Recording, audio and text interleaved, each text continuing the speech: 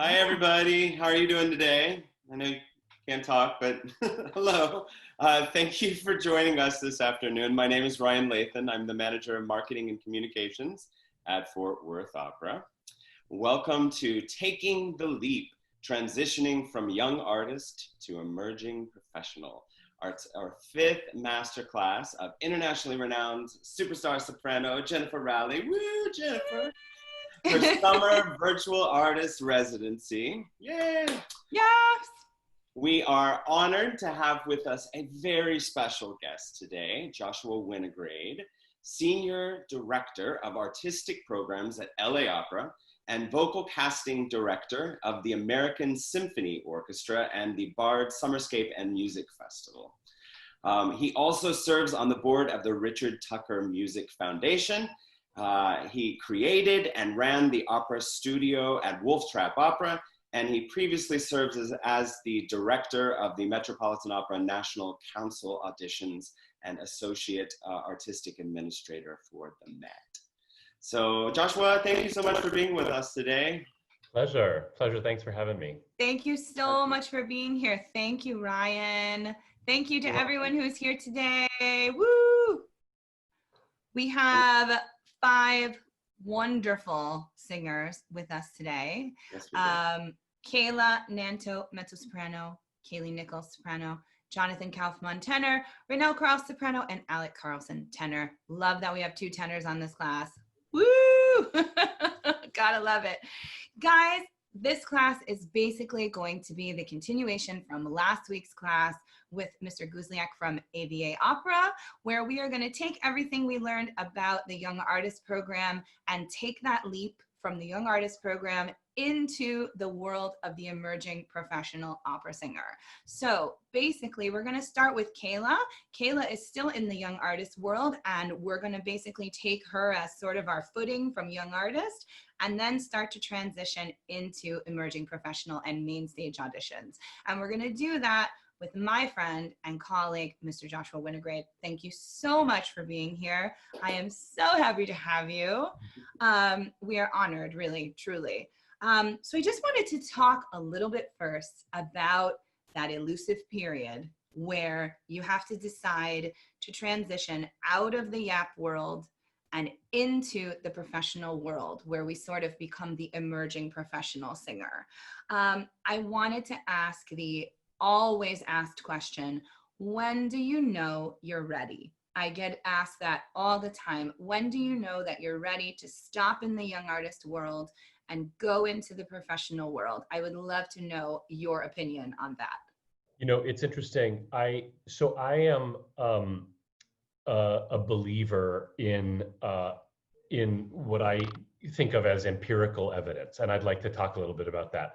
I am a believer that there should be proof things are going the right way for you, and you should be able to articulate that proof pretty clearly. So I'll give you a few examples of what I mean to help illustrate the larger point, and I will answer your question, I promise. Yes, please, please, please. Thank you. So for example, let's take voice lessons as a start. So often when we go through our academic career, we put our hands and faith in a teacher who asks us to just trust him or her, and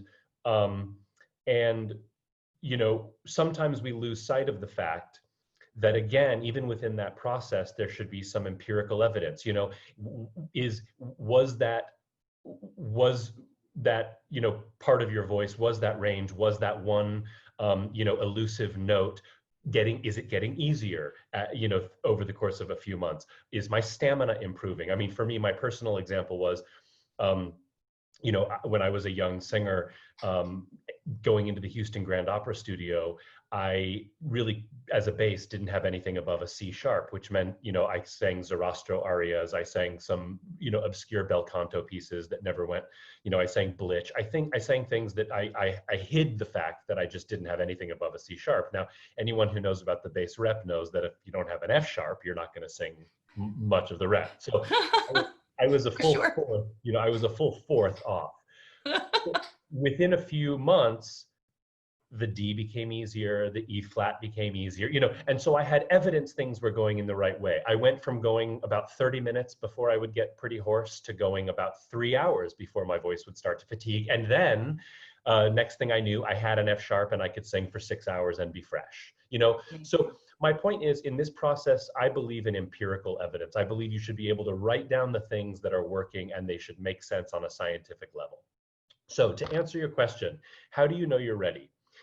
I would say by the time you are in the position where the people approaching you for work are presenting things that are too difficult for you to take on yourself. You know, for example, they're asking you about scheduling, they're asking you about, you know, whether a certain fee is okay. And it doesn't have to be high level stuff, but when I feel like when people are approaching you and the questions start to become, gosh, this really feels like it's the beginning of a professional career, I believe, you know, generally you can point to some empirical evidence that the timing is right. I think that one thing, I have conversations with young singers very often, and I think one thing that they do, and I understand it, having been a young singer a long time ago, and I understand it, you know, on a psychological level. But one thing that young singers do that I think is a disservice to them pretty often is they ask very, very big questions that are very far away instead of the smaller little scientific questions right in front of them. So an example would be, an example would be, what do the companies think of me? How do they want to look at me? What would I, instead of, I'm singing for Josh Winograde today, I should just sing really well. Yes. And so I think that the answer to your question is, you are ready to make a transition from anything. For example, you're ready to leave school and maybe try to do some competitions. You're maybe ready to do some young artist programs. You're ready to leave young artists and become a professional singer. Those things when there is a list, and it could be a small list, but when there is a list that you can write down of scientific proof that things are getting to the next level. If you are wanting to get to the next level in any of those things, but if you're being very honest with yourself, for example, I want to leave young artist program world and become a professional singer, and then I would say, what are the opportunities that are kind of chasing you around? And you say, well, no one's really seeming that interested. And I say, okay, well, that may not. So what are the times that people came up to you and said, I'd love to recommend you to my friend who's a conductor. I'd love to, and all of a sudden, what is the evidence of those things kind of taking off? And if the answer is there's not a lot, then I think the more realistic approach from my scientific perspective, the more realistic approach would be, there's not a lot of evidence that it's that time to be moving to the next level. That makes so much sense. Makes so much sense. Yeah, I'm seeing a lot of head nodding on the gallery. I love it. I hope Fabulous. I hope I explained it well, and I don't mean to be absolutely. I don't mean to be cold and scientific about it, because as a musician, we're such emotional people. But I think it's helpful for all of us very emotional people. I think it's helpful for us to occasionally employ a little bit of a scientific, like a chemistry experiment logic to something. You say, I'm putting something out there. There was response. So therefore, there is some evidence to suggest I should push myself a little bit tomorrow, Right. Or I put some chemicals together in a jar. Nothing happened. No one noticed. Chances are I should refocus on the experiment itself again tomorrow. You know what I mean? Completely. That makes perfect sense. And it is a very logical way, even though it is scientific, it's a very logical way to answer that question. Okay. Absolutely. Good. Josh, do you think that age has anything to do with that decision? And I ask that because we see a lot of people say, oh, I'm 27, it's time, or I'm 30, it's time. And I think back to my development, and I was still a young artist at the Caramore Festival at 30. So my time wasn't until after 30 because of the voice and how the voice grew and what happened between 30 and 32, for example. Do you think that there's any sort of age qualification where one should say, okay, I'm this old, I need to start looking for a manager, looking for main stage auditions, etc.? Or do you feel that it's more vocal development based? I definitely feel it's more vocal development based. I think, I mean, I think, I want to say one thing, which is this business it's a very small business, even globally. And the opportunities that I've had to sit at major panels with casting directors representing companies, you know, from all over the world, but largely, you know, North America and Europe. And you know, the thing that I will say, which is sad, and it makes me sad, is that there are a lot of people out there in a powerful administrative positions with the ability to kind of move your career forwards or not, for your careers forward or not. Yeah. There are a lot of people out there with very questionable taste and very questionable ears. Ugh. and you know, unfortunately, you know, the horrible things you've all heard about sizeism, ageism, racism, all those things you've heard, unfortunately, really do exist. But I will say something that I'm very encouraged by is that there are a real whole lot of us that could not care how old you are or what dress size you wear or, you know, anything. I mean, there are a lot of us that love this business and are in it because this thing starts and stops with singing. Yes. You know, the only people that this could not progress with, I mean, the only people in this industry that this thing could not happen with is the singers. The orchestra goes on strike. It may not be the best, but you put a piano up there. This, you know, the lighting goes out. You turn on some house lights, and the only people, the people that this whole industry starts and stops with are the singers, and it's the reason I do it. They're the people I love most in the whole business. And so, if you can sing well, I don't care how old you are, and I don't care what you look like. Ugh, You know, thank you. but I will say, unfortunately, it would be a lie and it would be naive for me to say I've not heard some really ugly stuff from my colleagues. Yeah. That, you know, that are out there in the same jobs I have at other places. So I can give you answers that I think are representative of the industry and the realities of the industry, and I can also give you my own answers, which are, you know, if you are 35 years old and things are finally starting to get together, write me an email and say, I'm older than a lot of applicants that you're going to hear for the Young Artist Program or for whatever, you know, let me explain why. I will always read that email and I will always hear you. I 100% agree with that. I advise singers all the time, especially those who are a little older. Maybe they had kids. Maybe you changed voice types and went to a dramatic voice. Maybe you lived in Germany because your husband was in the army or something like that. Maybe. I always advise those singers, write a cover letter. Explain the gap in your resume. Explain why you're a little bit older and you're now doing an audition for a Young Artist Program. Explain why you feel that the company would help you at this stage of the game. Explain what you would give to the company at this stage in the game. I don't think there's anything wrong with that, especially if you're a bit older. I did it, and I really feel like it helped get me in the door, even to Young Artist Programs where, you know, at 30, maybe I was a little old to be a young artist, but I needed it at that time. I really needed it. So I appreciate that honesty so much, Josh. And that's why I love you so much. I mean, your ears are second to none, but also you're 100% honest all the time. And that's in the business is not always easy to find. I think unfortunately you're right. And the other thing that I was going to say, based on, you know, that you just reminded me of, is as I said before in another context, this business is very, very small. So I can promise every single person whose thumbnail I'm looking at right now, I can promise every single one of you knows somebody that knows me personally. You know what I mean? Yeah, for sure. That's how small this business is. So, for sure.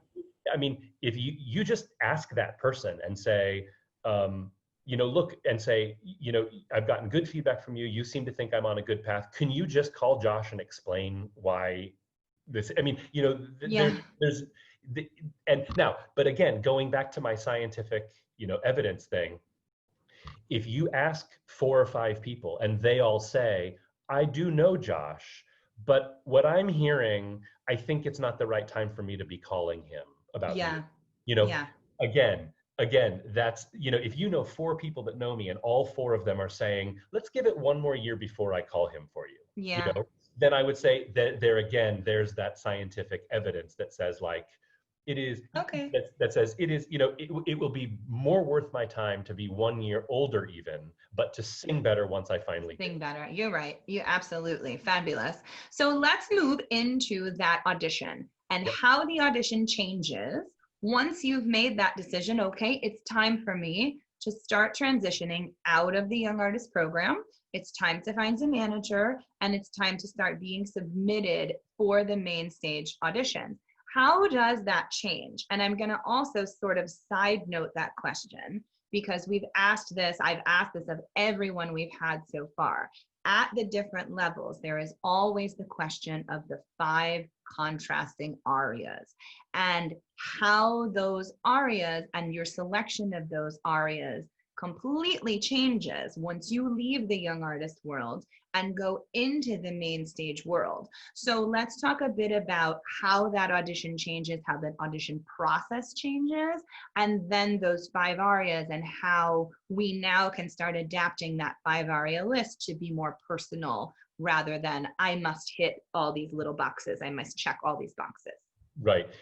If I could, one thing you'll find out very quickly about me is I go off like in complete left field, but I will come back if I. Okay, good. No worries. So so I want to say something about auditions in general first. Auditions are completely weird because let me tell you what they are. Auditions are a job interview, and you have to give me all the information that's really good about yourself that you want me to know in 5 or 8 minutes. You have to tell me everything you feel you need to tell me that's good about yourself that you think I should know, except you can't say any of it, you have to show me. And on top of that, and even more importantly, you have to hide all of the things you don't do very well yet that you don't want me to know about. and you have to not show them, and that one's harder because Yes. you often end up showing me a few things that you didn't want to show me. So the answer to the question is, it is a job interview at every stage from the time you sing for your first conservatory or your first choir, in high school. It is from that point until your last audition, which hopefully will be the one where you get your, massive Met debut and then you never have to audition again. Every single one of those is a job interview. The only thing that changes is what the job is you're applying for. The act itself is the same. The rules are the same. Show me what you want me to know about yourself. That's great. Hide what's not yet great. So when you are a young artist, and what I mean, let's like a large period of time, like 15 to 28, and when you're auditioning for things where potential is the job you're applying for, you're applying for a job in which everyone understands we're talking about distant future and development and things like that.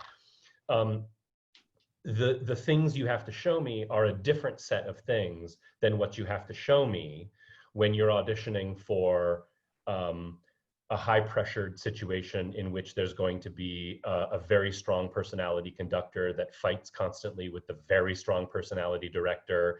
And, so the job you're applying for changes throughout, but the rules of the actual event, the audition event itself, are basically the same. So Okay. the 5 contrasting arias are very unfortunate. The reason they're unfortunate is because I don't know who decided that versatility is like, I mean, if you're a versatile performer and a versatile singer, wonderful, and that is something you should show me in your audition. If you are not, who cares? I mean, I mean, if the five best arias you sing are, Bohème, Fanciulla, Ballo, all Italian, representative of two composers. I've seen auditions where the entire thing was, Puccini, or the entire thing was Mozart. And someone just says, basically, I know exactly who I am, and I'd like to introduce you to exactly what I do well. Yep. And again, that's a very powerful and effective tool for someone at a job interview to walk in the room and show me without saying it. I know exactly what I do well. I know exactly who I am. I know exactly, how to interpret, music from a very specific and narrow era. And that's exactly what I want to do for my entire career, at least for now. And then there are some people that walk in and say, I can sing in 19 different languages from 4 different centuries. And that's great. And that's great too. Unfortunately, at the young artist level, you are required to pretend to be versatile. Exactly. And if you're not, you just kind of have to fake it, And so, I would say it's unfortunate. I would say if someone walks in a room and displays absolutely no versatility to me, it doesn't bother me at all. However, if you can be versatile, and if you can interpret Mozart and Strauss and, Massenet and Handel, and if you can do them all with a certain level of accomplishment and a certain level of authenticity and expressivity and whatever, and if they all feel pretty good for you, then yes, versatility is good. So that kind of didn't ever get back to answering your question, but I think it totally did. What are you talking about? It totally answers the question. Good. Yeah, I think to wrap it up, I think as long as you always step up and remember that you have chosen between 3 and 5 selections that give me the opportunity to see the breadth of what you do, even if that breadth is very narrow, even if there's 5 Puccini roles you want to sing for your whole life, just show me some versatility. Show me like a a moment from one of those characters that's, innocent and joyful. Show me a moment that's more impassioned and, sad. I don't know, that kind of thing. But in terms of representing 4 centuries and 5 languages, I don't care. No, it's not a thing anymore, right? Yeah. So let's talk about then how the representation of you as the singer changes, because not only are you representing yourself when you transition into the emerging professional world, but you have to find someone to represent you at the table and on the computer and on the phone to people like yourself and to the other people in the business who make the decisions of who's going to be put on stage. Yeah. So when it comes to finding that manager, and I would love to hear about this from sort of your side of the table, what do you feel singers should look for when they are choosing who to represent them on that side of the table with you? What kind of a manager really makes you want to work with them and also believe in the artists that they are presenting to you for certain opportunities? Yeah. The short answer to that is the most seductive thing that I can think of, the most powerful tool that exists in persuading somebody like me to take interest or stop and listen is feeling the excitement of somebody else. So the number one thing is, I think the most important thing in a relationship between a singer and an agent or a manager is that person really, really likes you, what you do. Awesome. Because when I have somebody in front of me saying like, Josh, I went, to Bakersfield, and I sat there in the audience, and I didn't know what to expect because I really like this artist, and I took a chance because I heard them at, Glimmerglass or, Central City, and I thought they were great, and so I just decided to take a chance and kind of represent them, on a 6-month trial basis, and I flew to Bakersfield to see them do Frasquita, and the minute that her and Mercedes walked out on stage, I couldn't take my eyes out. She's so, that kind of, like when awesome. When you're able to talk about somebody like that, I just sit there and I go like, I want to hear them. That's awesome. And so I would say way, way, way more than the other artists on the roster and how powerful the company appears to be and how many superstars there are. The most important thing, I think, is that you are able to find somebody who just thinks you're awesome. I love it. Because that is just a very seductive, very powerful tool in getting people like me, who are the ones that hand out the money, to listen. Yeah, you know? yeah. That's fabulous. On top of that, though, it is also possible for someone who has very kind of questionable taste and a pretty questionable business, it is also possible for that person to be really excited about you. So once you meet somebody who's really excited about you, secondarily, I think you also have to feel pretty good about being represented in that company. You have to feel like, you know, when you go to that person's website and you look around and you say, like, I may not love everybody else on this roster, but like, I get it. I get what's happening. I have respect. I'm proud of being a part of this group that I'm representing. I think that's a second thing you have to answer after the enthusiasm part. That's wonderful. Thank you so much. That's a fantastic answer. And I mean, it's the way that I always found my managers as well. I mean, I wanted someone, who understood me, who got it and said, oh yeah, I understand, you can sing this, I got it. But also that was so excited to, I want to get you this and this, and you know, that is going to go out there and really just, you know, have the most positive attitude possible about you as a singer and a person.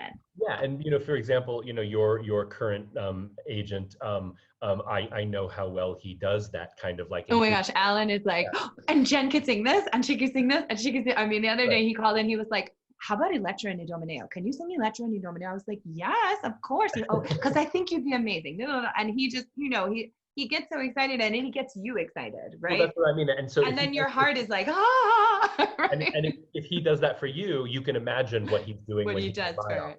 Exactly. So that's super important. One last question before we start with Kayla. In regards to the manager, and I don't know how many people know this that are on the chat right now who haven't transitioned into, you know, the emerging professional world where you have that manager. When you're in New York and we are back to doing in-person auditions, quite often that manager accompanies you and goes, and I know that whenever I did an audition in New York, I always had a manager who was sitting at the table, who gave my materials, who, you know, guided me through that audition and said, you know, bring these pieces, etc.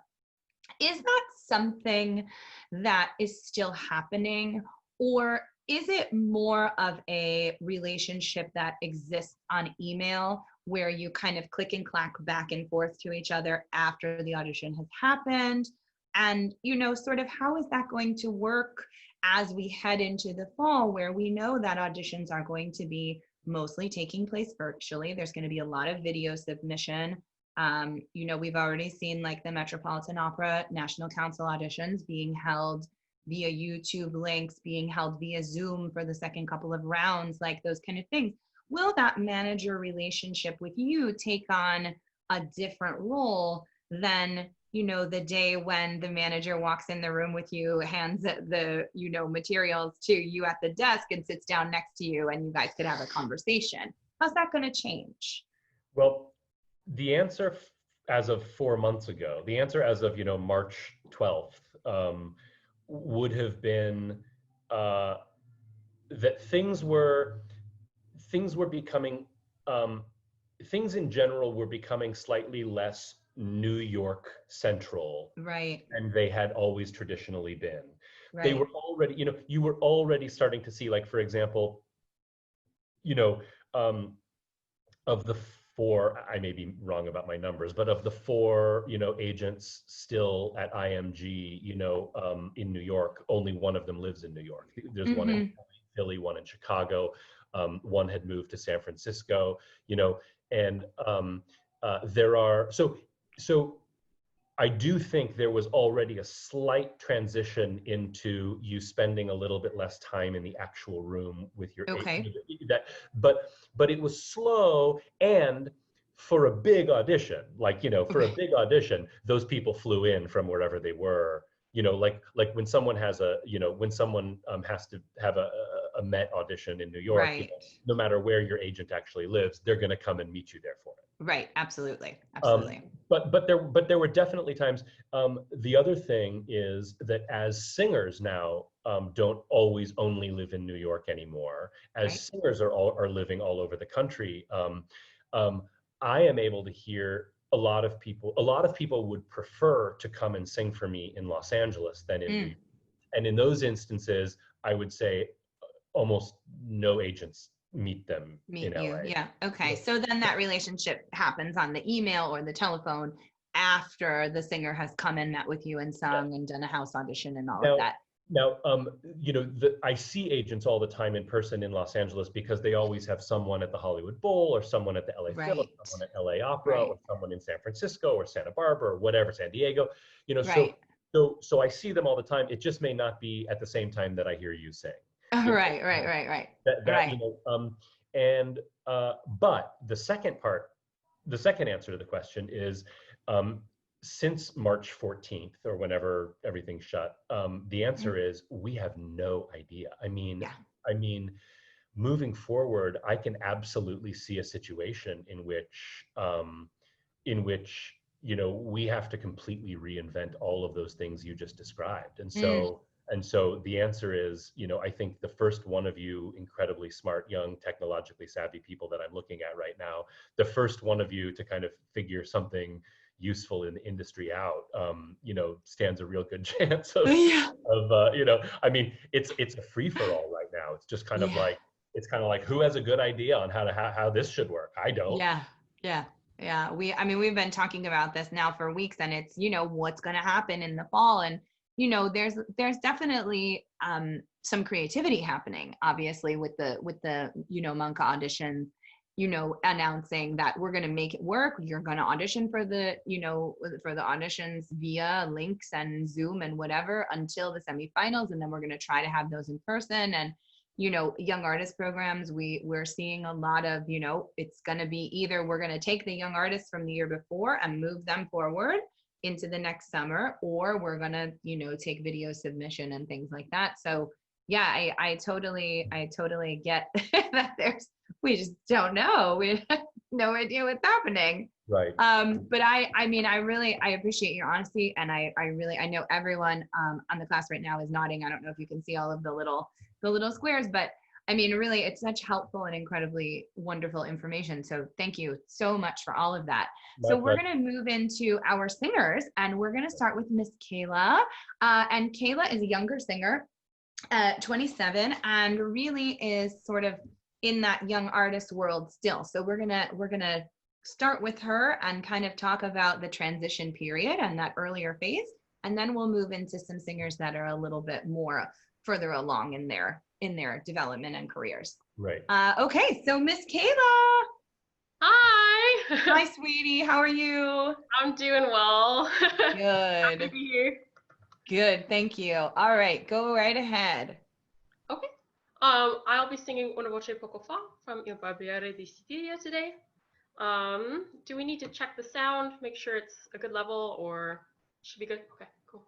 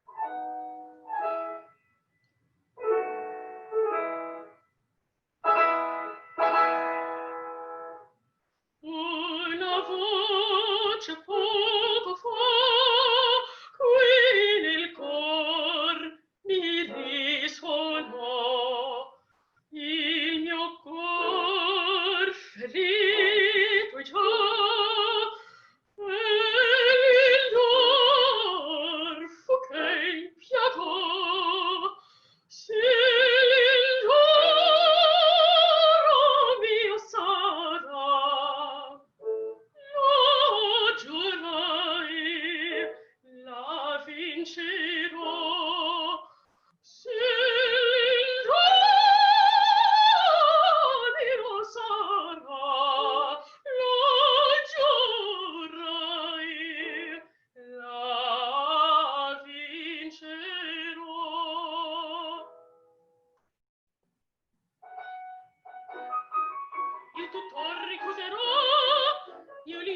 puzzerò, alla fin sacchetterò, e contenta io resterò.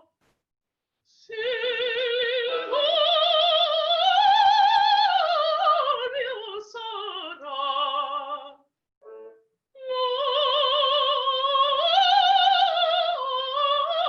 giurai, la vincerò. Se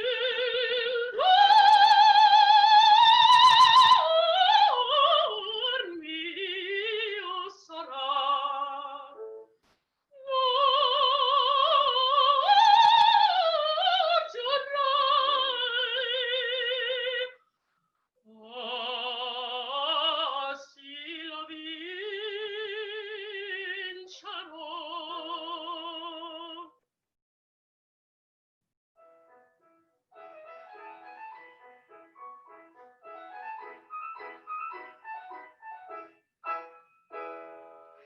Io sono docile, son rispettoso, sono obbediente, dolce e amorosa, mi lascio reggere,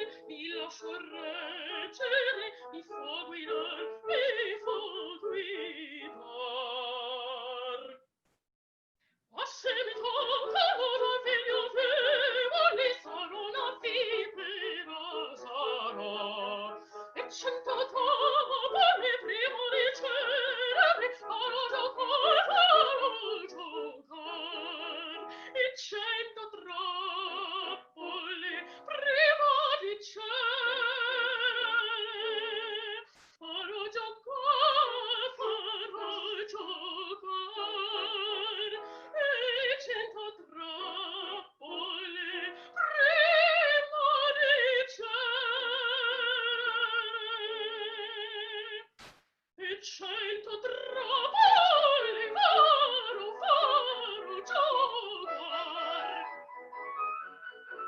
Io sono docile, sono obbediente, mi lascio reggere, mi fa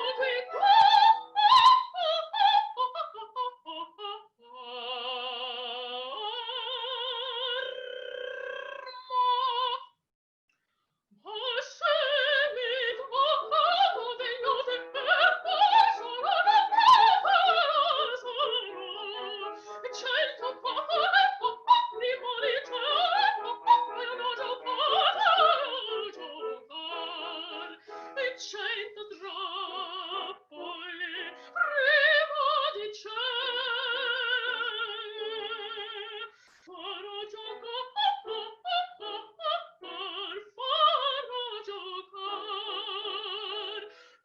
e 100 trappole prima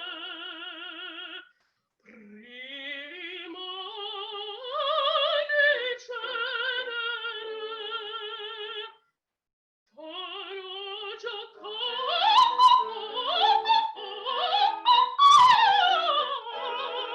e 100 trappole farò giocar, e 100 trappole farò giocar,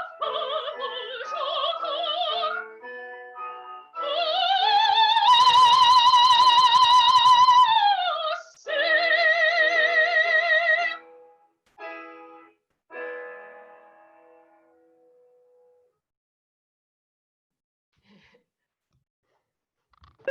Yes, brava, Kayla, brava, brava, brava. Kaylee, yes, Mezzo, yes. I love it. I love it. Thank you so much, sweetheart. Bravissima, bravissima. I'm going to throw it right over to Josh, and I yield to you, honey. So first of all, before we start talking about what we saw, what are the other pieces that you normally would have brought with you to sing? Probably Parto, Noble Seigneur. I've got Daybreak from the Heggie 3 Decembers. And then the fourth option, I guess, has kind of been tricky to figure out, like a lyric option.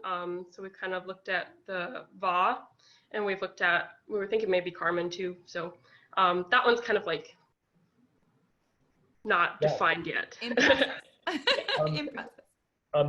I probably, if Va had been on there, I might have wanted to hear it for a very specific reason, which we can talk about in a second. So I don't know if you were warming up when I was speaking earlier about like kind of what I think of auditions being, but just to reiterate, when you think of them as being a job interview, the questions for me become, what did I learn about you that I think you wanted to show me just now?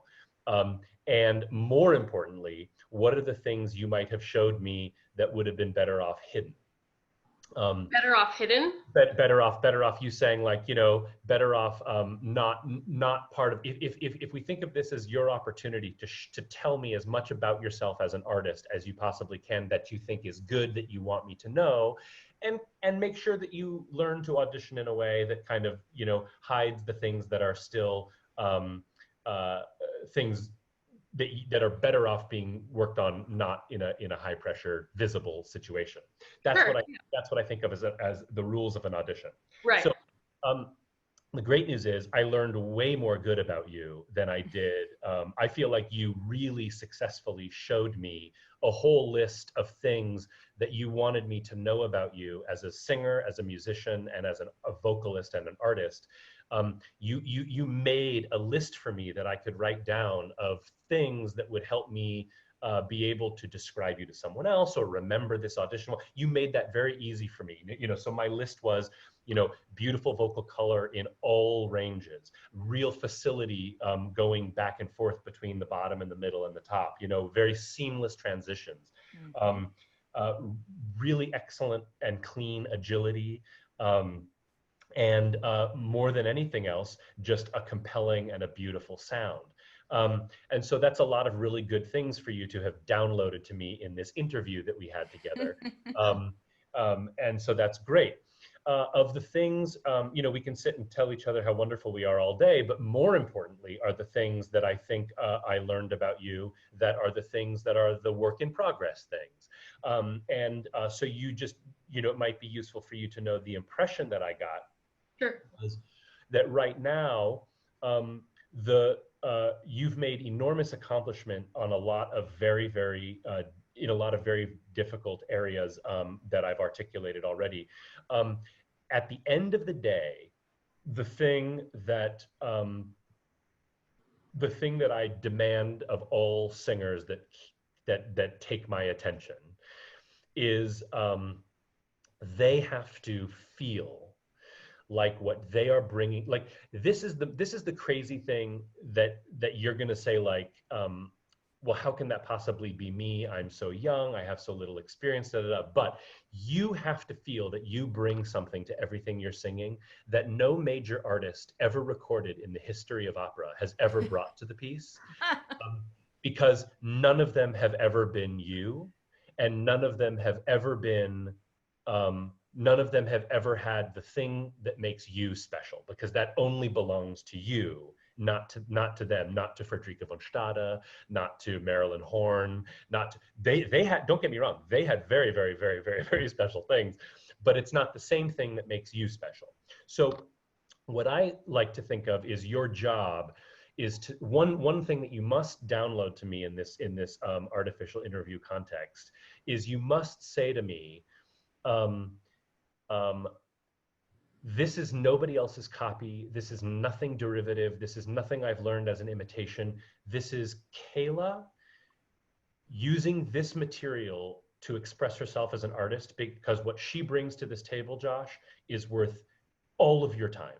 It is worth as long as it takes for her to keep your attention, because what she has to say is so special.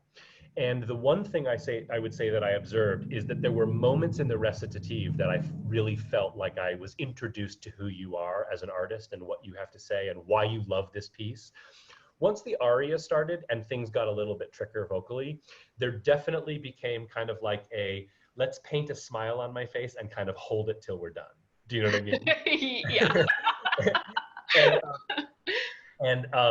And I like to think of that as like, if I were to look up Rosina in the encyclopedia and you were to see like a little Victorian era pencil drawing of like, you know, like a young woman with a slightly viperish, thing, look in her eye, but basically really, really sweet, And the thing is, that's just a frozen drawing. And I feel like you found that frozen drawing and you kind of stood there for 5 minutes. Right, yeah. And what's much more interesting and much more powerful is what you did in the recit, which is when you said to me, I'm going through something, I'm working through something in my head. What was his name again? Oh, that was his name. What weird name. Or whatever it is. It's like whatever you were going through that was special about your version of Rosina, I felt in the recit. And then the aria started and it became a little bit like a character somebody else drew. Okay, sure. Does that make any sense? Yeah, I definitely feel that. Okay. I'm thinking about other things kind of during that time. So yeah, for sure. And well, of course, because because it's hard, and you should be thinking of those other things. And again, the thing that I'm pointing out here is not in any way pointing out anything that you have not done incredibly well. It's just me saying a year from now, when I hear you again, I would love to see I would expect to see a little bit of advancement in that particular area. Okay. But I don't feel you're in fact, I think you're ahead of a lot of colleagues at your level of training in your ability to have done even that much at the beginning that felt very authentic and real. So I commend you for doing it. I would just say something to keep in mind as you move forward is the reason we're all interested in hearing you is because you bring something special that nobody else has ever brought to this particular piece, whatever you're singing at that moment, whatever role you're doing. And that's why I paid my ticket to hear you. Right. So yeah, and the reason that I would have asked for the Charlotte aria is because I would have wanted to see if maybe in the context of something that wasn't so fireworksy and something that wasn't so like, take a huge breath because there's not another chance for 3 more pages, in something like that, I would have wanted to maybe see if something that was a little more still gave you a chance to really bring yourself there instead of a picture of somebody else. And I suspect it would have. I suspect the reason it didn't happen all the time in Rosina is because it's just hard. Yeah. Does that make any sense? That makes a lot of sense. It's super helpful. How does it relate to kind of feedback you've been getting from other sources? Is it because the other thing I want to say to everybody is, at the end of this, you and I will have had the wonderful chance to have been best friends for like 7 total minutes. So there are people out there like Jen and also a lot of other people who know you much better than I do. So if I say something that's just out of line, you have the right to say, well, he just doesn't know me very well. It must have just been the weird 7 minutes. But if that does sound like stuff you've heard, I'd love to kind of get your sense as to how you feel you could maybe move forward with it. Sure. Well, we did just talk about it a couple days ago in my lesson. Oh. Yeah, we did. I could use a little more characterization now.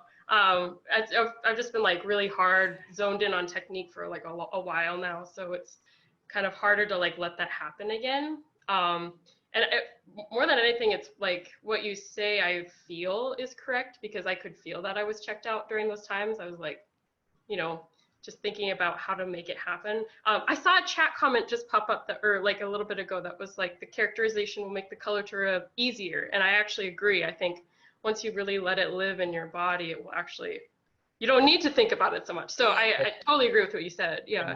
What you just said was very important, which is you've been living in a technical world for so long and you're kind of trying to get out of it. Let's all remember, the only reason we learn this technique is so that we can be freer with our artistry. Right. That's the only reason we spend all that time singing scales and learning how to sing, is so that when we finally get up in front of people, we can introduce them to who we feel we are as artists. Nobody cares about how well your scales went. You know what I mean? Right. You're the only person who cares about how well your scales went is you, because they allowed you to then get up and just floor me with your interpretation and your artistry, I'd also like to just add one thing, just because I know Kayla so well, and just like spilling a little tea. Kayla and I have been working together for several months on the technique, because Kayla and I met each other, gosh, when was that? October? When did we meet each other? Yeah, it's been like almost a year. Yeah. I think it was October or November, yeah. And she actually sang this back then. So, you know, it's hard when you're trying to work new technique into old habit and fighting the muscle memory and all of that. It's tough. But I do have to say, and this is for everyone on the class, when you find the technique that really makes it so easy that you can do what she just did with that horrible track and stay with it and not close your throat and freak out and crash and burn. When you have that technique so solid, Josh is right, then you can show who you are as an actress to us. And so now, and we talked about this just, 2 or 3 days ago, now that the technique is solid and you understand this, the throat is open, then everything is, the pharynx is open, the larynx is tilted, everything's happy. Now you can start to go, okay, I trust this technique. And now I can give you my Rosina. And I feel like for everyone in the class, that's a step in your development. Because if your technique is not solid, you can't do that because you're constantly worried about, oh, the high note, oh, the high C, oh, the this, oh, the this, and your brain is in a million different directions. When the technique is solid, you can trust that technique is going to work for you and that you've practiced it in and the muscle memory will remember this for you. And then you can start really interpreting. So I think, Kayla, that's just your next step. You know, that's in a year when hopefully Josh can hear you again, that will be what you can bring to the table because you have figured out this technique and you do feel like, oh, I got it, you know, my body has me now. And then you can show us your Rosina. But everyone, that's a part of your development. You know, you don't just come out of the gate being like, I'm awesome technically, I'm a fabulous musician, and also I can act. You don't come out that way. You have to really work at it. So for everybody, that's the big thing. I'm so sorry. There's a funny story, an analogy that I like to tell a lot of young singers, which is that I was one of the first times I was lucky enough to be in Paris. I was wandering through the Musée d'Orsay, which if you haven't been, one day go. It's amazing, wonderful. Amazing, yeah. And in one of the rooms that I was walking by and just decided to go in, I walked in and there was this like beautiful, very moody painting of like a boat docked in Paris at night, and it was lights on the water, and it was very beautiful and moody. And as I got closer, I was shocked to see that the artist was Mondrian, who of course is known as an artist for painting extremely bold primary color squares and not beautiful, you know, intimate landscapes of Paris at night. And it all of a sudden became an analogy for me that like you earn your right to be an artist when you learn how to paint a nightscape of a boat docked with light on the water. You know what I mean? So, yeah.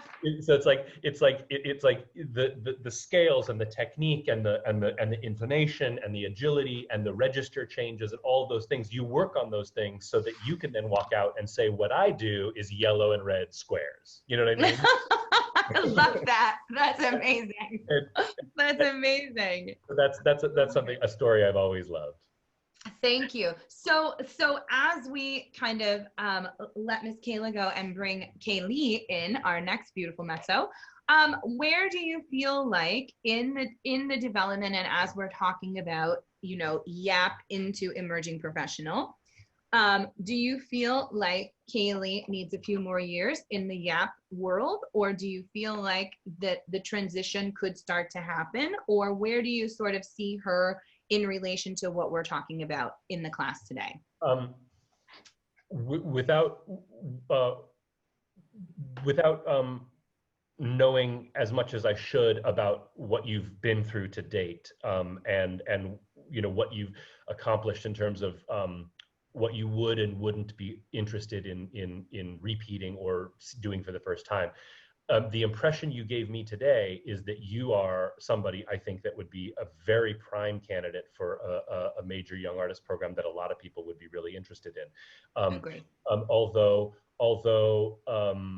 this is a digital medium, and the impression I got is that there's probably some respectable size in the instrument, difficult to hear on the computer. But the reason I heard it is there's a simultaneous ping of sound and also a warmth around it that to me is usually the kind of sound that I think of as traveling well through large spaces.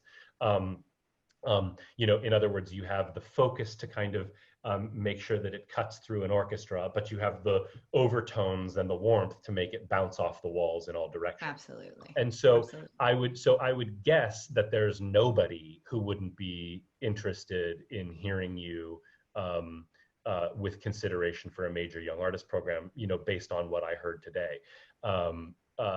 So, you know, again, I hope that kind of rings with what you're thinking about yourself. If you were to say to me, I've been a young artist for the last 8 years and I can't believe you say I should still be one, then I'm sorry.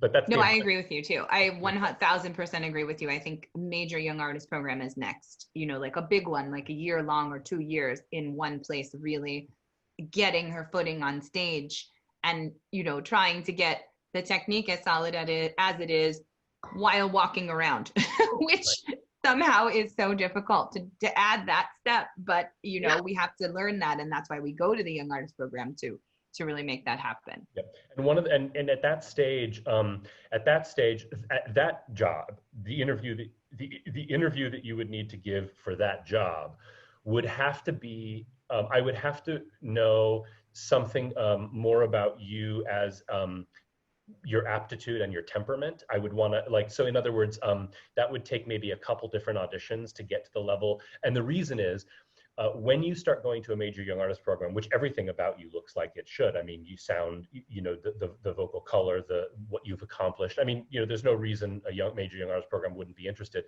but they would definitely want to know, either from people like Jen, who had worked with you a lot, or from other people, or maybe just having, you know, enough exposure to you as an artist to learn it themselves.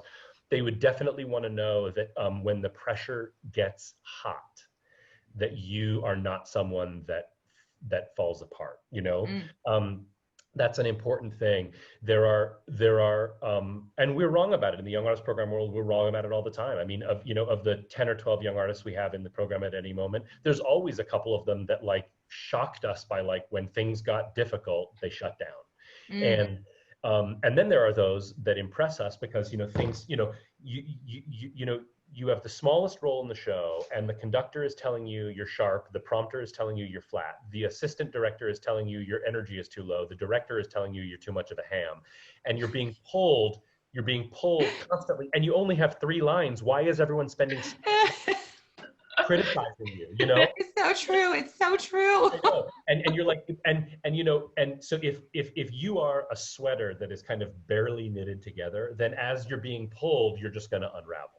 If you are, your constitution is good, your yes maestro, thank you sir, yes ma'am game is strong, you know. If you are somebody who says, like, nope, 17 different people can give me notes at the same time and I will just say thank you so much, I totally understand, I've written them all down, I appreciate that, and you're not going to fall apart, you know, those are things we need to know about you, because the pressure does get pretty high in a big opera house. Right. Awesome. Just, you know, so I have no reason to think you're not that person, but that is one thing that on Zoom I can't know about you yet. So it is the thing I would want to learn. Sure. That's awesome. Thank you so much. That's fabulous advice. Thank you, Kayla, so much. Bravissima, amazing, brava, fantastic work. Jen, somebody asked just now, how would you portray that in an audition in the chat room? And oh yeah. And I think that that's tricky. I think that may be one of the things that I learn more about you from a resume. That may be, for example, if I look down and I say, and I see that you did, you know, you did a Met semifinal, or I'm making this up, but let's say you did a Met semifinal. I'm sorry, not a semifinal. The Met district, the first level audition, and let's say I see also you got passed on to a region, and that at that region you got an encouragement award or something like that. That shows me the stakes got higher, the pressure mounted, and you showed up and you did it, you know. Or, and it doesn't have to be that competition, which is you know, just the first one that popped in my mind. Another way that you could show it on your resume is if if Central City or Des Moines or Glimmerglass or somebody, if they hired you 2 summers in a row, that means that the pressure got high, you didn't fall apart, and they hired you back. And so those are ways that I could learn that about you, not through an audition. I mean, it might technically be at the audition because I'll be looking at your resume while you're singing, but that is the kind of thing that I could pretty much learn. And if there's somebody, like if I look down and I see, oh, you've been studying with Jen for 8 years, I'll call her and I'll say, is she someone that's going to fall apart or no? So that's a good question from Christine. It is not something you would show me through your actual singing. It is something that I would just need to learn about you from your resume and from conversations and recommendations. Right. Now there could be something in an audition that could come up that could show that, because I've definitely had auditions where the panel has said to me, Jen, we'd like, I sing my first piece, we'd like to hear this, and a section of this. What order could you do those in? Do you need a drink of water? Do you, whatever, but those are the things we'd like to hear. If you freak out in that moment, then you say something to that panel that if somebody's asking you to like lay on your back, put your legs above your head and sing A por se lui with your head hanging off of the pit, over the proscenium, that maybe you're not going to react so well if in an audition situation you freak out to them saying, hey, we would really like to hear boom, boom, boom. You can choose the order you sing them in if you need to get a drink of water, blah, blah, blah. And you just like fry out, then you could really show that. That's a great point. That's a great point. And the opposite is sometimes, you'll finish something and it might be something quite difficult. It might be, Elisabetta Zarre from Don Carlo. It might be something long and hard and whatever. And I might look at you and say, I'd love to hear Vici d'arte. And you look at me and you go like, oh God, okay. Yeah, exactly. So you might show me the opposite of what I'm looking for, more easily. Right. So remember that everything that you do in an audition can actually be interpreted to fill in those holes in the knowledge of you as a person and as how you would be as a colleague as well. I mean, if you're a fun, outgoing, willing to do, whatever in an audition as far as your repertoire is concerned and jumping back and forth between arias, and, if somebody asks, because I've definitely had in auditions, people say, hey, could you go back and do that again, but could you do it this way? And if you take the direction well, then they know they want to work with you. If you go, no, I don't believe that about that character, it's over, right? So that is definitely stuff you can show in audition. Just those situations have to come up for you in order to do that. Absolutely. Yeah. All right, let's move on to Miss Kaylee. Are you there, girl? Hello, I'm here. Hi. All right, introduce yourself, your piece, and we will get started. All right, my name is Kaylee Nichols. I'm 28, I'm a mezzo-soprano, and I will be singing Sein wir wieder gut.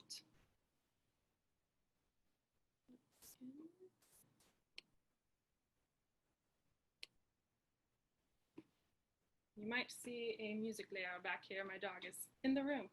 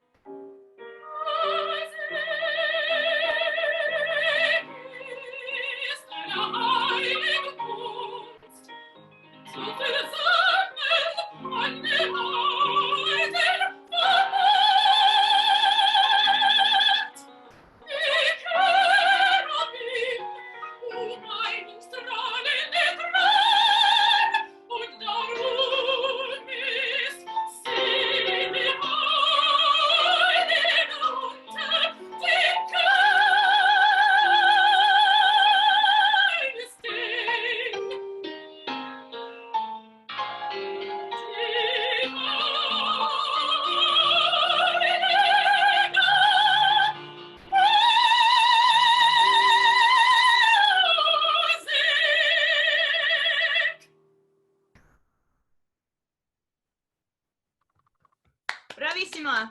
Brava, brava, brava, Kaylee. Gorgeous, gorgeous, gorgeous singing. Okay, I throw it right over to Josh. Are you there? Tell me what normally you offer at auditions.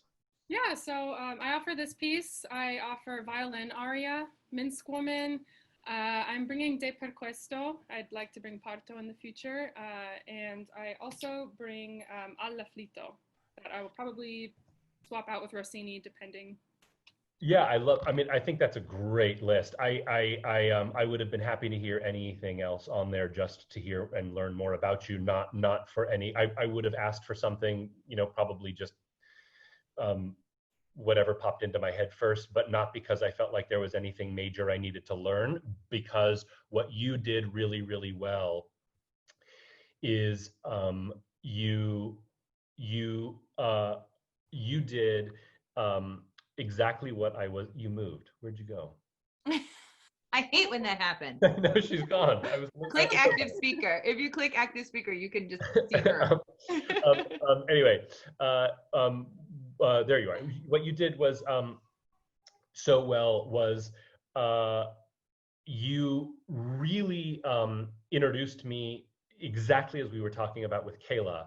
You introduced me to what you feel makes you special and unique as an artist. I felt like you said to me basically, I'm such a complex, such an interesting person.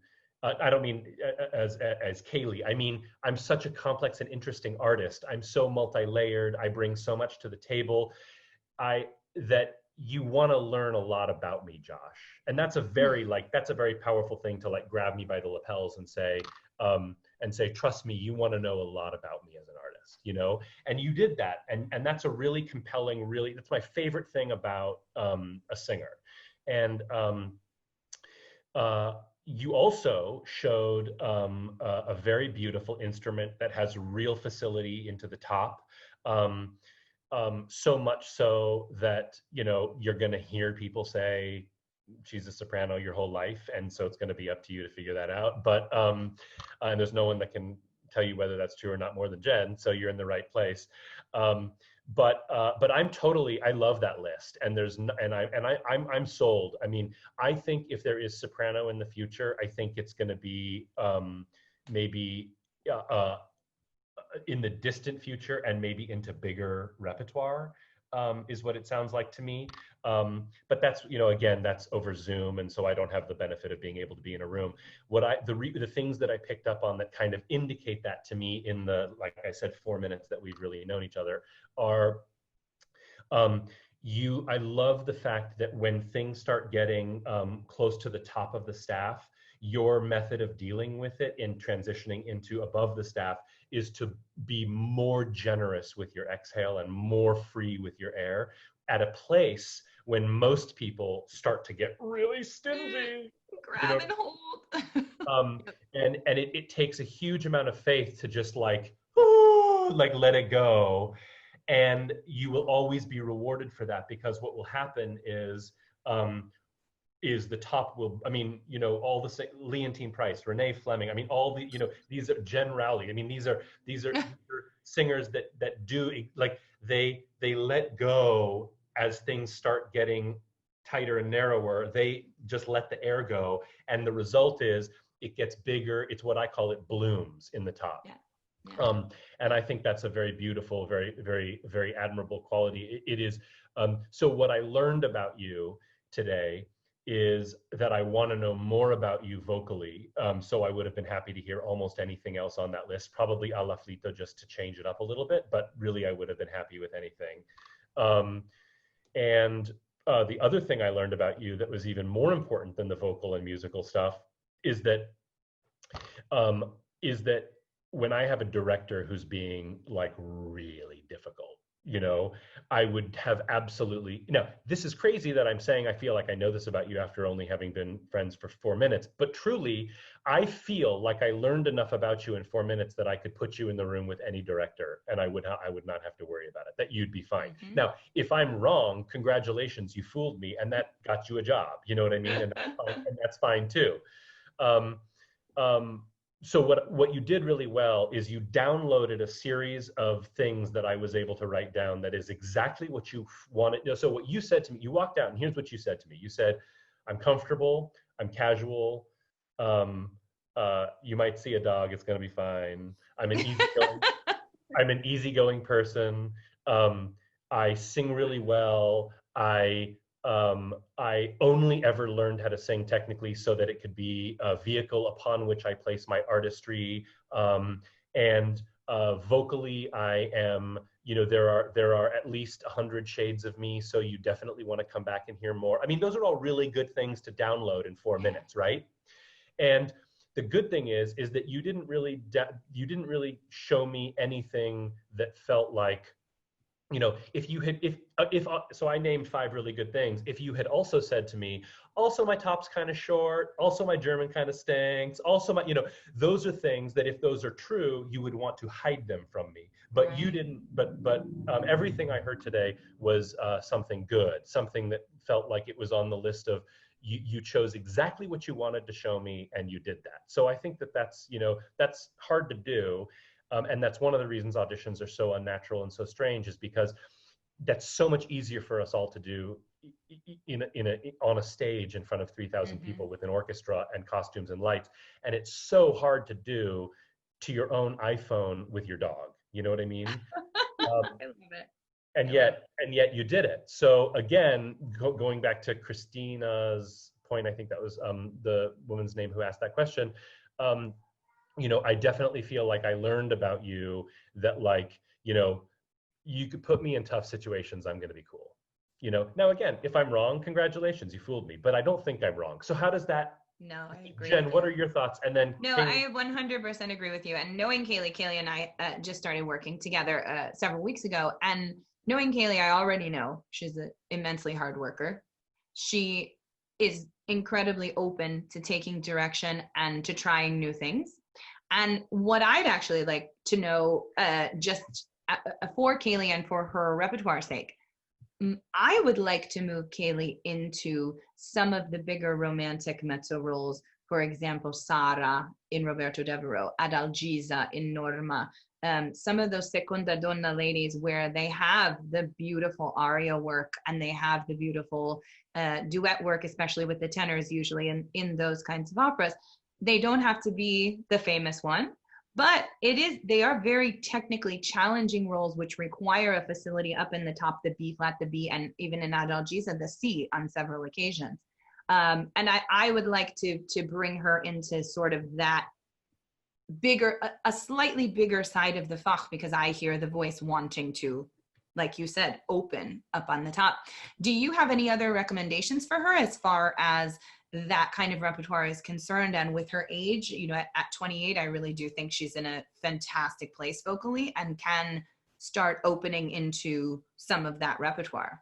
Yeah, I mean, I would only just point out that both of those roles you mentioned are certainly sometimes sung by sopranos. So absolutely. Absolutely. But somebody like Joyce Di Donato, who sings, right. Rosinas and War and Peace and things like that, can also sing, on the soprano side. And I do feel like she could do Don Elvira. I do feel like she could do Vitalia. She could do some of that stuff that sits a little low for a soprano sometimes and a little high for a mezzo sometimes, but really in that Zwischenfach, and beautiful, a beautiful tone all the way up and all the way down. That's just that's what I'm hearing with this selection. And she actually sang for me earlier, maybe it was this week or last week, the flight aria, which I was immensely impressed by, which also sits a touch on the higher side. So as far as, from the other side of the table perspective, not knowing her, are you hearing the same thing? And are you feeling like the voice definitely can go into, a little bit, a touch bigger? It's definitely something that I heard today. Okay, great. That I felt like that was, that's kind of what I meant when I said, like, you'll probably hear from other people, someone might look at you and say she's a soprano. And I think that what I meant was, there is evidence in this voice to me to suggest that you might just be one of those people that kind of sits somewhere in between. Yeah, agree. But you know, I would want to hear a lot. I would want to hear the rest of those arias that you mentioned, and then I would also want to hear what something like you know, A Fuggil Traditor felt like to you, just for fun, for no reason, in a practice room, just throwing it away. I would just want to hear, what does the mechanism feel like it's doing? How does it, you know, so I guess, Kaylee, you know, what has your experience been with any of that repertoire? Have you ever, you know, even alone, fooled around with that kind of stuff? Like, what does it feel like? Is the facility like pretty close, or is it like, no, I could never make it through it?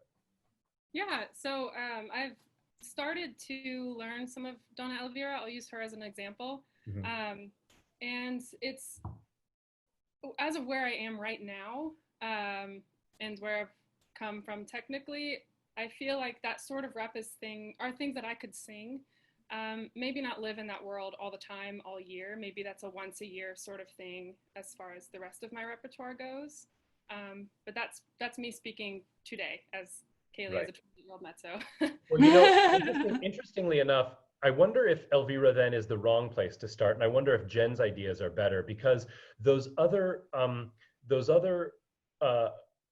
you know, Linda Watson, who, you know, made a career singing Brunhilde and Isolde, you know, she and I were speaking backstage one day, and she was saying, you know, like, you know, the big secret is I'm actually just a mezzo with a C, you know.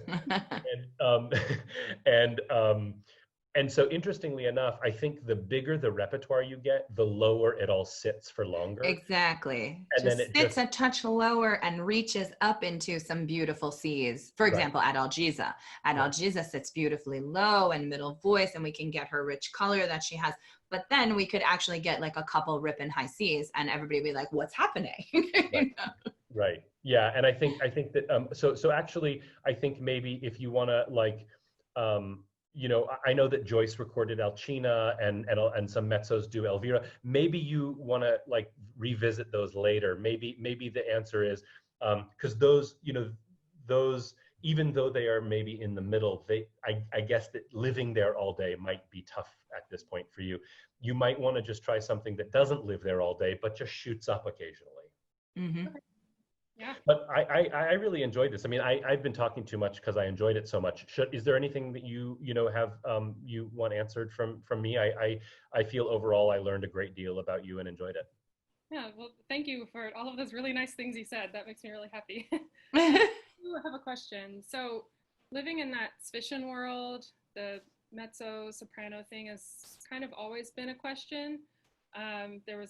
There was like 2 years where I actually didn't get any soprano comments, and it was really weird. But when you're in, you know, I'm still in that yap phase. I mean, this is why we're here, trying to figure out what comes next. Do you find that that's confusing for young artist programs to have a list that might not be in one Fach or the other, or what are your thoughts on that? 'Cause I feel like there's some boxes. I think it would be, I mean, I think it would certainly be confusing if, gosh, the answer to your question is, if what you did in the audition clarified the confusion for me, then no. The list of 5 arias themselves are just, you know, that might be confusing, but if you were to get up there and say, this is just all what I do really, really well, then you've clarified any confusion to me and it all goes away. I mean, I had somebody, and I wish this was a joke, but it wasn't. I had somebody who was advised to offer, like, Erda in Rheingold and Queen of the Night, like, she was advised by her teacher to show me that she had, 3 octaves or whatever, or 4. I don't even know what, and the truth is, when she opened her mouth, they were both terrible. I mean, they were like, the contralto for Erda was a completely fabricated barking noise, and then the Queen of the Night was like somebody squeaking out of tune, and so the idea is that the list itself you will be the thing that clarifies any confusion that the list presents. Okay. By just making sure that, even if there's both. Look, I mean, Ana Maria Martinez sang Carmen at LA Opera. Yeah. So the idea is you could have anything from Carmen to, Simone Boccanegra, according to Ana Maria Martinez. And if like Ana Maria, if you get up and sing the absolute H out of it every single time, then there's no confusion. Yeah, for sure. For sure. But you also have mezzos like Jennifer Johnson-Cano who does that a lot. We just talked to her this week actually on our chat series. And she does that a lot. She does Carmen, but she also does Elvira, and she's done Vitalia, and and there are definitely ways to sort of fulfill that bloom, but also live lower too. Right. There's kind of a way to settle in your career and then also have things that you do that goes up and goes down. And Joyce does that as well. Joyce DiDonato does that as well. Anyway, Kaylee, you're awesome. Fabulous work. We love your dog. Thank you so much for joining us today. And we are going to move on to Mr. Jonathan. Are you there? Jonathan. Yay! Hi. Can you hear me all right? Yes, we got you. Great. My name is Jonathan Kaufman, and I'm 33 years old, and I would like to sing for you Recondita Armonia from Puccini's Tosca.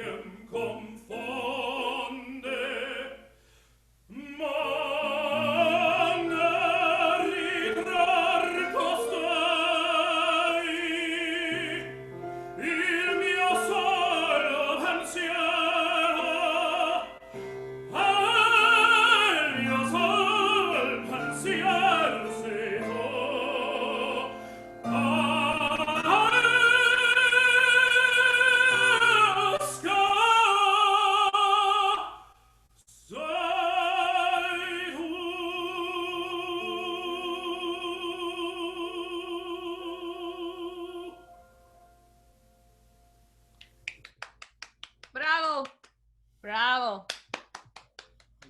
Thank you so much. Thank you, Jonathan. Okay, I'm going to throw it over to you, Josh.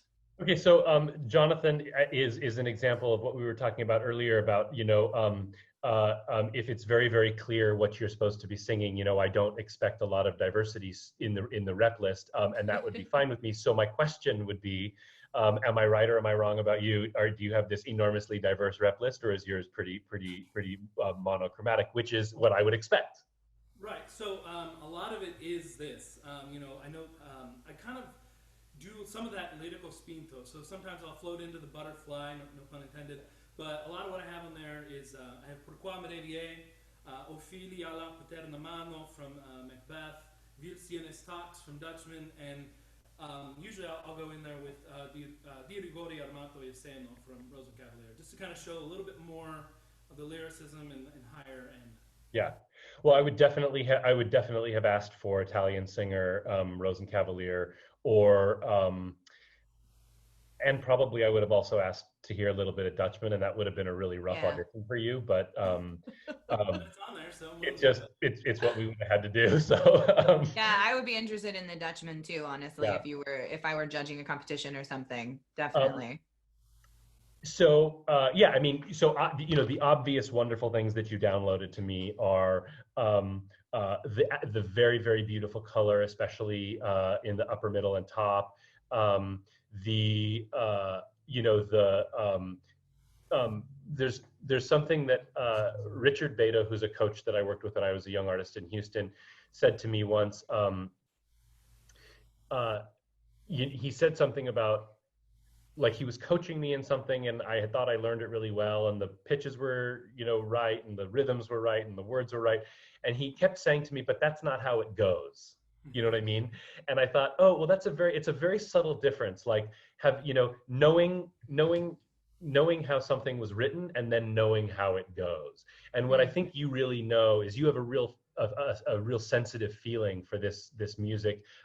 It feels to me like you know how it goes. You are not afraid of taking the time you need. You are not afraid of, you know, all the things that we're taught at the beginning stages of our career. Don't scoop up to the note. Don't be, you know, don't be, don't you know, add syllables, shadow vowels in Italian. Don't, you know, and the truth is, in the professional world, everyone does all those things all the time, and because that's how it goes, you know what I mean?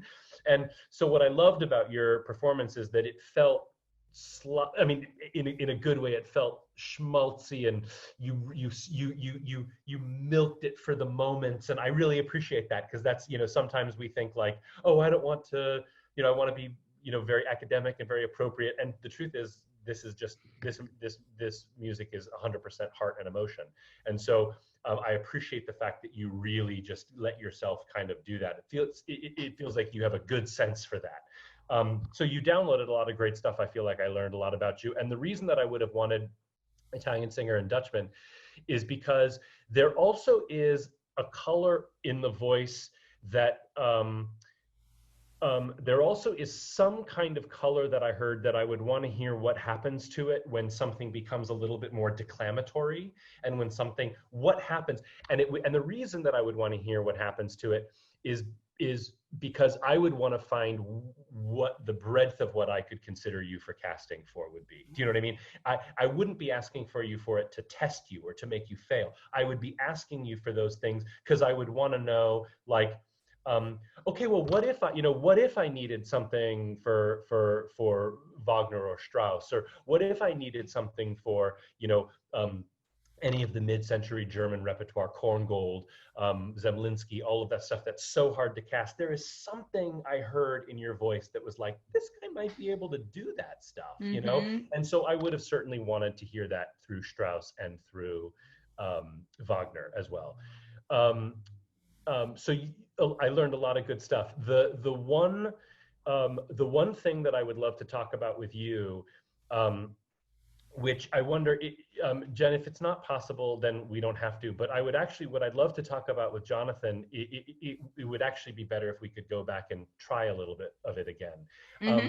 And the thing that I would like to do, if you don't mind, is you feel to me, again, like you get a really nice kind of easy, open place in the upper middle and going into the top. But when you drop down into the bottom, and we know that a lot of this is in the bottom, it felt to me like we were stuck in a place that was probably more appropriate for the top. And what I would be looking for is, you know, when you're up there and you're, that's great. But then when we come down and we're doing it, I would really rather feel like you were just kind of talking to me a little bit more. Okay. You know what I mean? And instead, I feel like as we came down from the top into the bottom, we kept singing as if we were still singing really high. And I'm imitating you very badly just so that you know what I'm talking about. You didn't sound anywhere near as bad as what I'm talking about. I just think it's important so that you understand me, that I imitate you poorly. But does that make any sense? It does, and I've gotten that note before, so it's something that I am working on, but I'd like to continue working on. Okay, so what I'd love to, let's start right at the beginning, and we only have to do like, a page. And what I'd be looking for is, recondita harmonia, that all was all perfect. But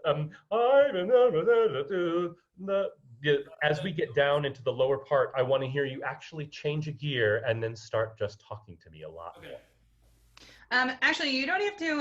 It always gets a pain in the butt when we have to like restart with the accompaniment. So I have my piano here, so I can just start you here.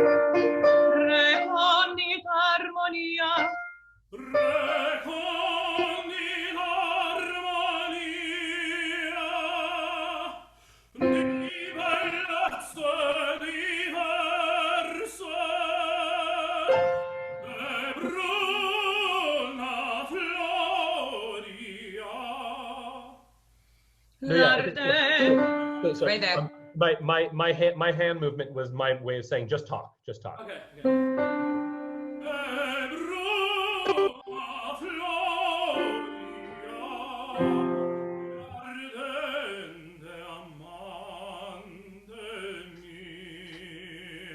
Okay, thank you. Yes, but talk as if I'm still pretty far away. So, and as we get down lower, da da da da da da. But I'm a little farther away than you think, so I have to hear it from from a couple hundred feet. But still, one more time, and then we got it, because that's exactly what I mean. And Jonathan, let me just make you a quick little technical suggestion for that. If you can think that the back teeth need to stay open, so take your index finger and your tongue. If you keep the back molars open, the pharynx will actually stay open, and we'll move the diction forward into the lips and the teeth and the tongue this way. And actually, if you can get the lips into more of a focused position this way with space between the back teeth, you can actually bring the voice forward almost like a megaphone. So if you really Bruna Floria Lordente Amante Mia, and it'll get it more forward for you while also keeping that pharyngeal space open that you want. Okay. So that's exactly sense? So what Jennifer imitated exactly what I want to hear from you, but I'm not a voice teacher, so I couldn't tell you in my tenor voice. Okay, so actually, if you just get the two fingers back there and just feel that space, that'll keep that pharynx open for you, and you can bring that frontal space forward to where Josh is wanting to hear it. Bruna.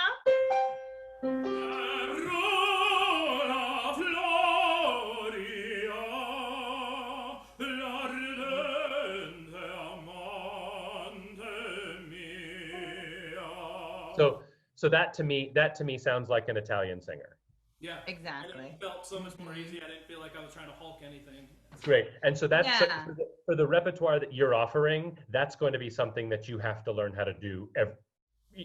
Every single aria that you mentioned to me, which means every role you're ever going to sing, that's a huge thing for you, because you're going to live your life down there, except for the moments that you have to shoot up and sing a high note. Mm-hmm.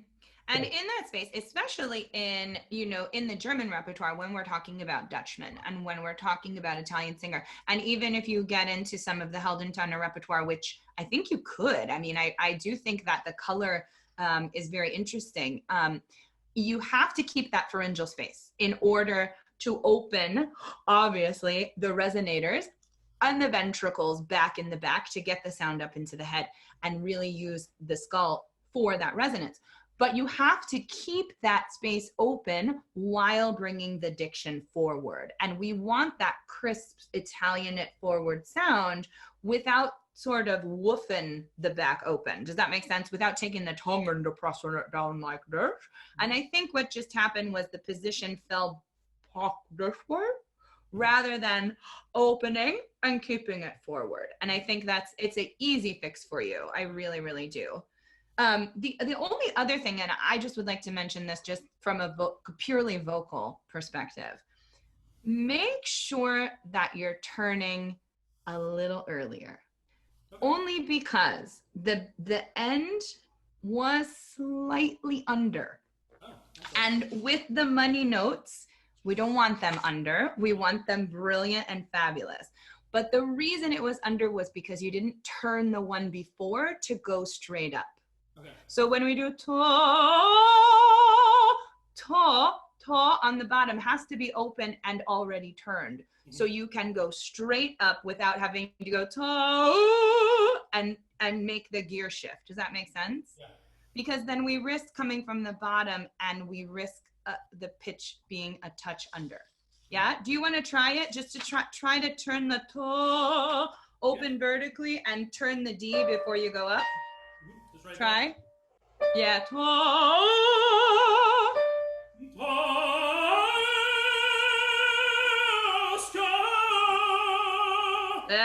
Now we're perfectly in tune. Yeah. And we get all the sparkle and the champagne. Just remember, and this is for everybody, you have to go through, especially tenors, go through and see where you need to be turned and go at the beginning of the phrase already starting to make that turn so that you don't have to go from low position, gear shift, high position. Be ready to go. You'll be happier and safer in your life that way. I promise you. Because being a tenor is so hard, and I hate to say it, but we are all literally waiting for your high notes. We're waiting for them. So if you can secure them on the bottom already turned, you will never ever risk that high note going either out of tune or cracking on you. Yeah, just have the throat already set in the shape that you need for the top on the bottom. Okay. Yeah. Josh, do you want to say anything else, honey, before we move on? No, I mean, I think that, you know, what Jennifer was talking about with turning, you know, as she was saying that, I was thinking, you know, it's funny. The tenor world really is divided into between tenors, you know, especially when it's the repertoire that you sing, the tenors that like Placido Domingo and like Jonas Kaufmann that always turn just about a whole step lower than all their other scholars, you know? And you know, a lot of the great, you know, Corelli and you know, the great tenors all turned a little low. And and I think you know, it's actually the same thing for basses and baritones too, that you know, the people who are willing to just like, you know, let it switch gears just about a whole step lower than you actually think it should are the ones who can sing all night. Absolutely. And we do think as the big voice tenor, you do think your turn at the E and the F, right? But when you're going for B flat and you're going D to B flat, turn the D. It will make your life easier in the long run, you know? And the turn, you know, and we've talked about this on several other classes, the turn is quite literally a tilt of the larynx. That's all it is. It's that's all that it is. So when we lower the larynx and tilt, we do that in the inhalation anyways. So if you take your breath already tilted, then you can just go straight up in that vertical space and you're already set to go and you're completely secure for everything. Yeah. And it'll help you with these roles because this role is long and he then has to come back in the third act and sing the best aria and, you know, pace yourself throughout the night by turning a little bit earlier. It's gonna make you happy. Bravo. Very fantastic. Yeah. Fantastic singing. Okay. Let's move on to our coloratura today. Miss Renelle, are you there, honey? I am. Hi. Yay. Hi, honey. So my name is Raynell Kraus. I'm 32 years old, and I would like to sing Zerbinetta's aria. In the interest of time, I'm happy to start at either Zovar or closer to the end at Alassane Gott, whatever you prefer. Can you just do the rondo? That's what, if you were doing it in an audition, where would you start? Zovar or the rondo? Typically Zovar. Zovar? Okay. You're a little extended. I'm just looking. Yeah, Zovar is fine. Yeah. I'm trying to think when I used to sing this as a coloratura, where I used to start from. Did you really? Oh my God.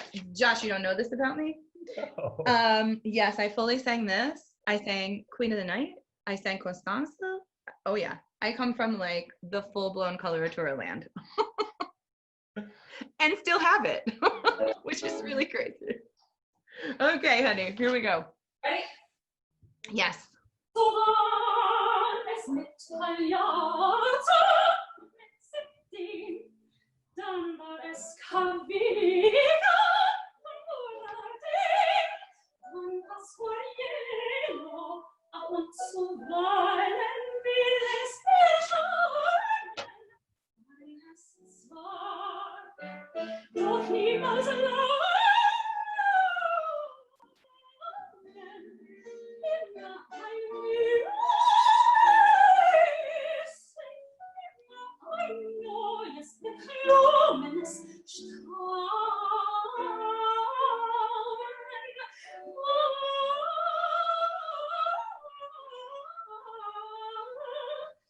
dass mein Herz ganz ich nicht versteht, was ich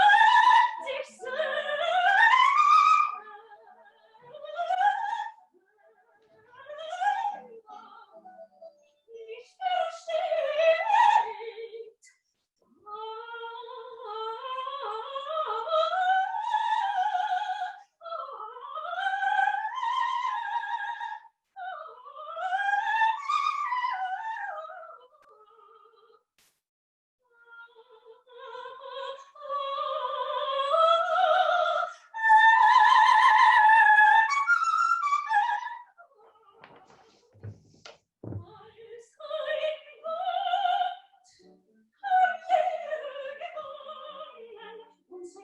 Schon machte mich stumm, küsste mir still weil ich schon mit aufgefangen und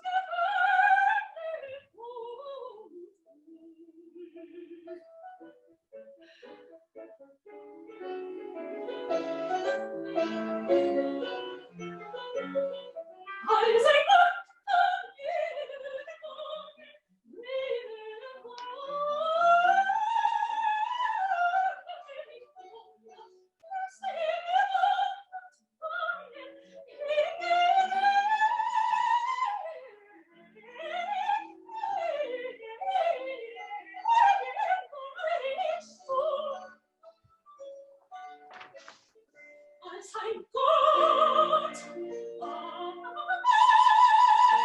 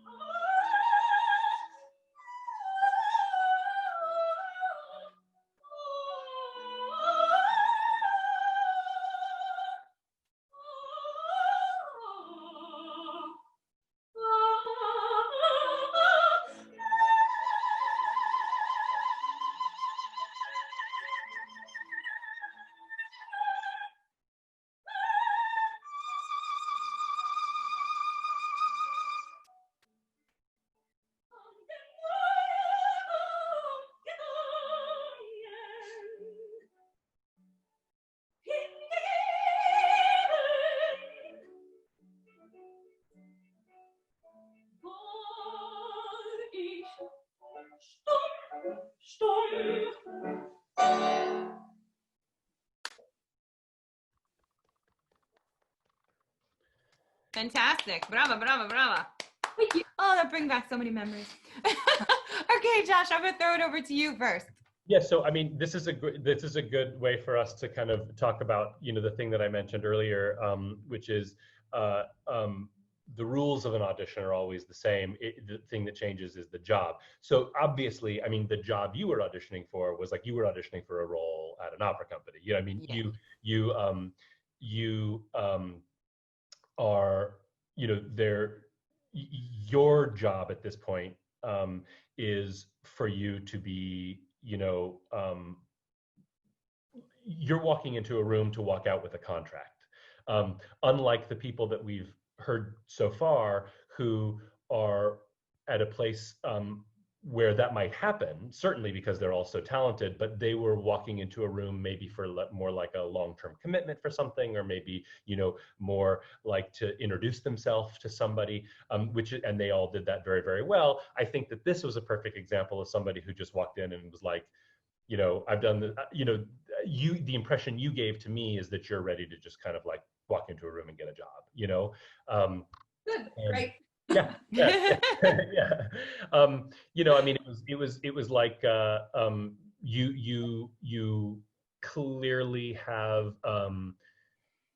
the other thing I would say that you did, just to draw a distinction, and again, the singers that we heard so far were very excellent, and I don't mean in any way to say, I just think this is maybe my way of trying to illustrate that this was a different job you were auditioning for than the others.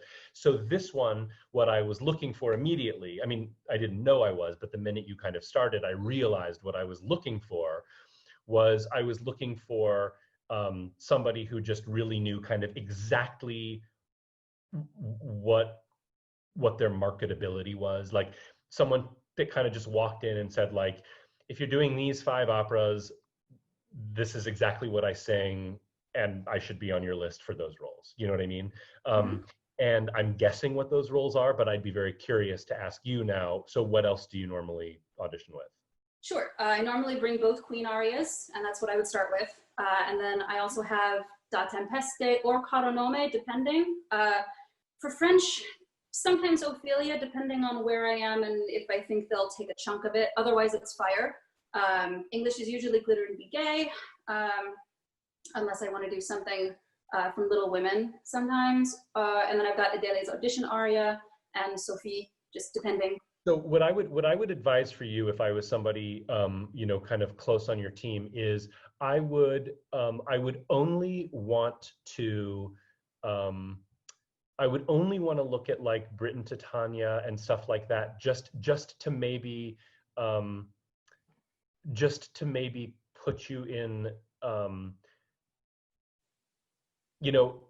as you probably know, if you can sing Queen of the Night and Zerbinetta, you're gonna spend a lot of time singing Queen of the Night and Zerbinetta. And so I would just want to make sure that if I were on a team of people advising you, I would probably want to make sure that every company asking you for Queen of the Night and Zerbinetta also had something, down the line that showed you to be a more mature artist and a more mature, not that those roles don't require mature artistry, they really do a lot, obviously, but I just mean something that like would help you transition out of them when you're going to need to, hopefully. With elegance and grace. So the things that are kind of missing for me on there are maybe something bel canto-y, unless you said something I'm forgetting. I was just gonna say Lucia. I'm missing Lucia. Yeah. I want the mad scene like yesterday, because her coloratura is so beautiful and so clean, but also there's a color in the middle voice that a lot of coloratura sopranos that sit very high like you do don't have. And I think that's actually, something Katie Lewick is actually really, really good at, is that the beauty of the middle voice also allows her to sing Lucias and Baroque things and get out of the Queen of the Night world here and there, which I know you're going to want to do, because I just saw your schedule for next season and you sing Queen of the Night at like 10 places. So,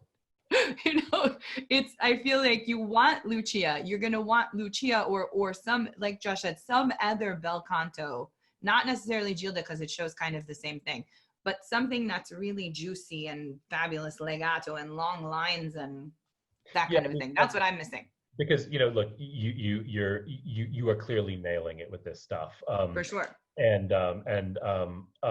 So what I would have wanted to know, if this was a main stage audition, and if we were, if I was hearing you for a breadth of repertoire, I would definitely have asked for, Lucia or Titania, or something that just showed me a little bit more of like something that just demanded a little bit more variety and warmth of color. But I heard plenty, and I think you're great. Yeah. Thank you. Thank you. That's really good to know. Lucia is next on my list. The only reason that I haven't been offering it is because my sort of introduction to the professional world has been, I mean, at a higher level, has been so recent. So I'm really getting my foot in the door with Queen, and I want houses to know I'm a reliable Queen. You can hire me anytime you want, but I absolutely agree that this is first at the top of my mind, and everyone on my team and every conductor I talk to and all these people, they say, well, what else are you going to sing when you want to sing something else? So Lucia is absolutely the direction I'm going, and I just haven't been offering it quite yet because, you know, my entrance. Sorry, I don't mean to interrupt you, but I'm in my mind, I'm thinking also the glitter may not be the right option either, because there are so many amazing things being written in the modern repertoire for your voice. I'm thinking the Duff of Klinghoffer role. I'm thinking the Flight role. All of these sit exceptionally high, and they're for a dramatic coloratura soprano. And I mean, for example, the first Flight aria is actually quite lyric, nice, long, incredible lines, but with huge high Ds. Mm-hmm. So it would be amazing for you. And you could kind of, you know, I don't see Candide getting done all that much, but you could get yourself in the door at a very big house in the United States, especially doing something more modern that really goes up into that crazy high tessitura. And you don't have to be a superstar, and you don't have to have been in the business for a long time to be able to do that. So I might seek out another English option that, especially for America, you know, the opera houses are doing new repertoire. And in the new repertoire, you know, the things that have been written in the last 3 and 4 years, there's a lot of stuff for your voice, a lot of stuff. So, you know, have a look and you know, fall down a YouTube rabbit hole and see if you can find some of that, you know, really exciting English stuff, because I think it would be awesome for you.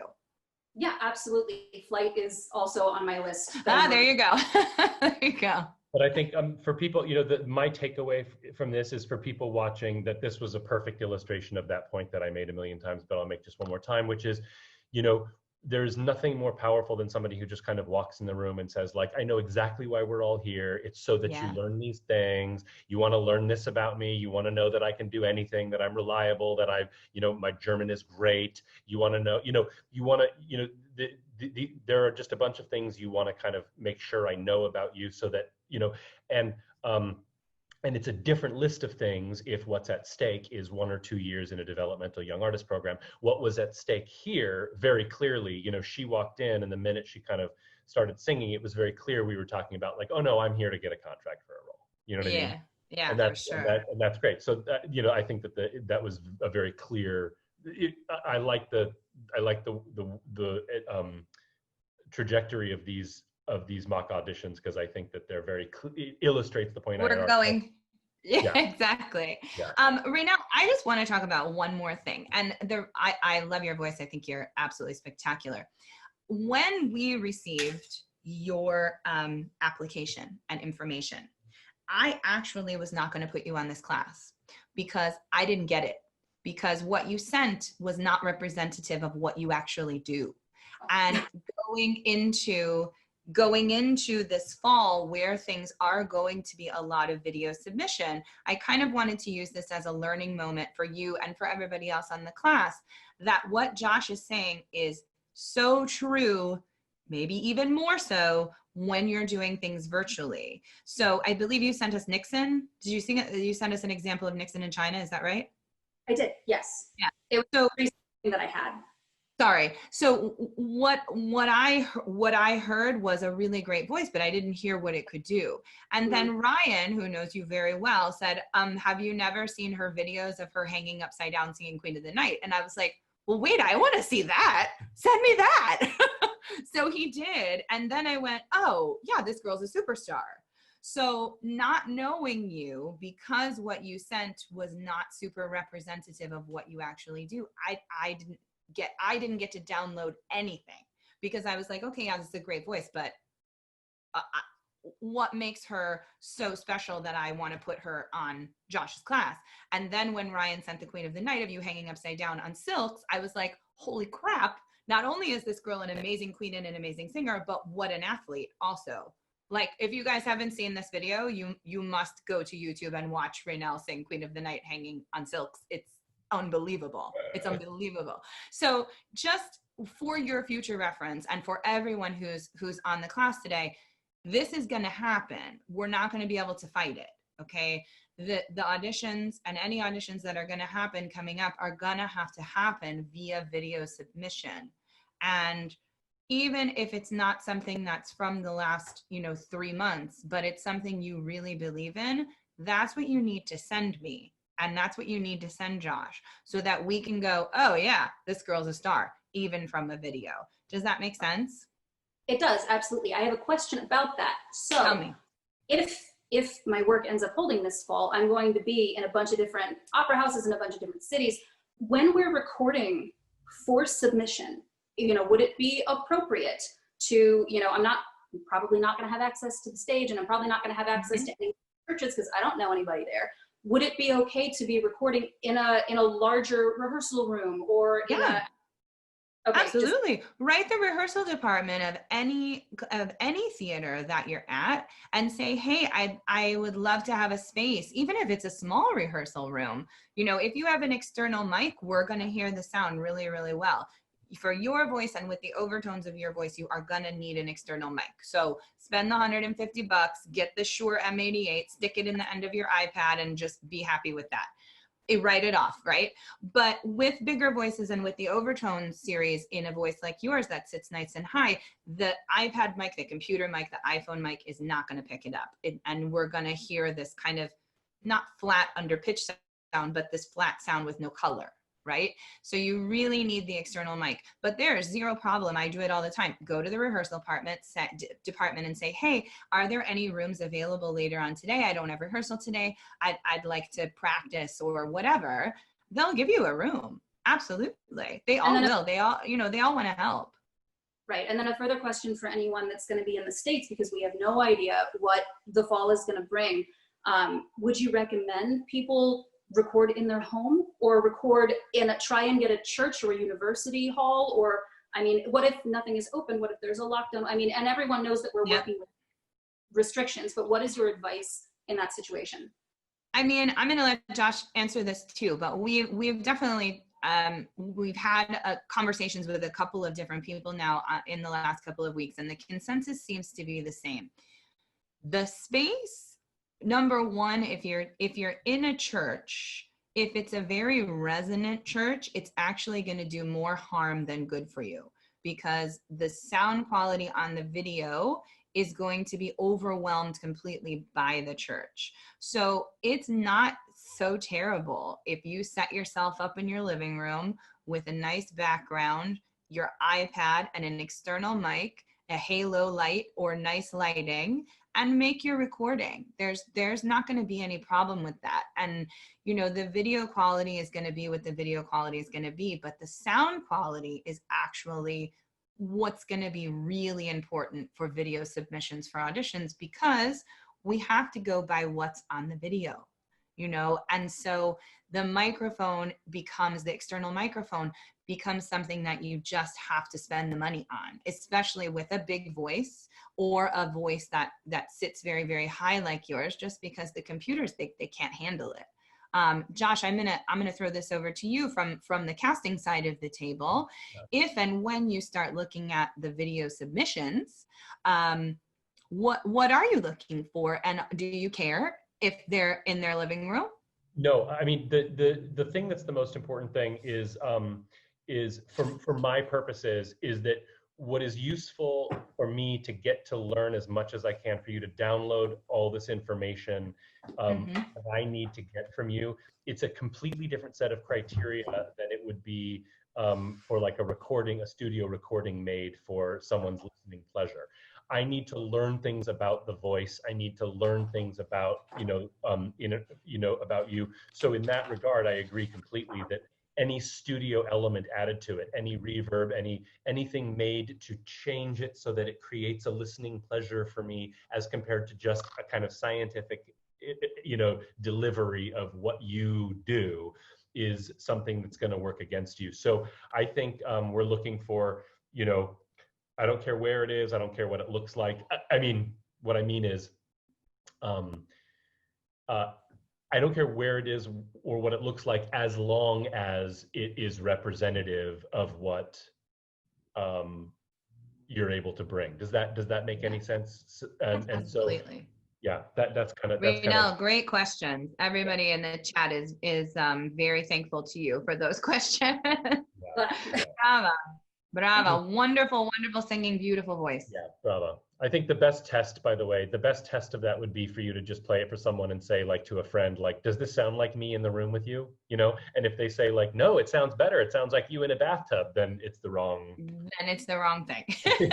But you guys can tell, I mean, you can tell when someone has a sizable, sparkly, beautiful vibrato, dark and warm colors, bright colors. We can hear it on the video. We can hear it. I can hear it on Zoom, when we obviously can't get an idea of the actual sound of the voice, but there are keys, that I'm listening for. And actually the reason I have the headphones on is I can hear you guys much better in my headphones than the iPad speaker, because the iPad speaker distorts everything. And thankfully my Bose headphones don't do that. So I can hear everything. We can get an idea from the video. We can get it. We are going to be able to tell if you're going to get over the orchestra or not. We can't tell if it's how much over the orchestra, but there are clues with the overtone series and the formants, and we can hear that on the microphone. So I can't express this enough, and we've talked about this, for the last several weeks. The external mic is really going to be key for you guys, and a lot of people love the Blue Yeti. So I don't know how many of you have laptop computers and things, but the Blue Yeti for the laptop computers apparently is doing wonders. I have the Shure M88, which is, it's an external mic with a tripod, and you plug it into the lightning jack. Only for Zoom do you need the headphones. You don't need the headphones if you're in any other app. The Shure M88 also comes with its own recording software, so you can download the apps for that, and you can record the video actually in the Shure app, where you can adjust your microphone settings, and you can actually see the equalizer jumping up, from green to red and things like that. And then there's another Shure microphone that just is, it's about this big, and it just plugs into the lightning port on your iPhone or your iPad, and that one is much cheaper. So the one that I have is a little bit more expensive. I think it was about $250. The one that physically plugs into the jack on the iPad and the iPhone is less than about $150, $185. So you can really, those tried and true, those are the ones I know that a lot of students I'm working with and a lot of people have been using. But I'm sure, and people can really, throw it up in the chat if there's something you really like. Emma Rose is saying, I love Blue Yeti. If there's something you want to recommend to everybody on the class, please put it in the chat. We are happy to see it. All right, let's move on to our next tenor. Mr. Alec, are you there? Yes, I am. Fabulous. Hi, honey. Hello, hello. My name is Alec Carlson. I'm 29 years old, and today I will be singing Che gelida manina.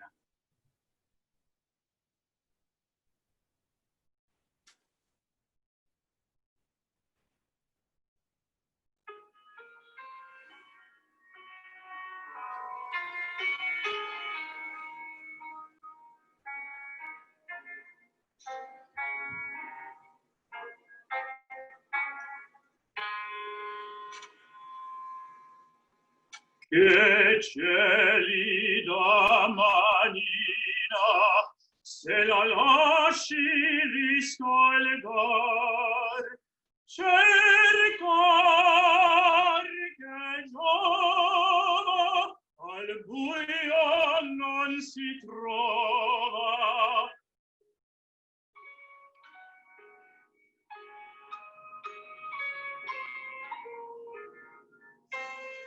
Ma per fortuna la notte di luna e qui l'abbiamo vicino Aspetti, signorina, le dirò con due parole. Chi son, che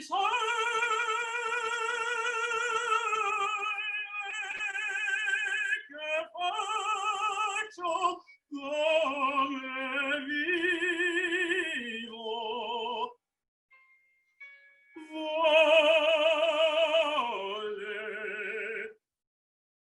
chi son? Chi son? Sono un poeta. Che cosa faccio? Scrivo e come vivo, vivo.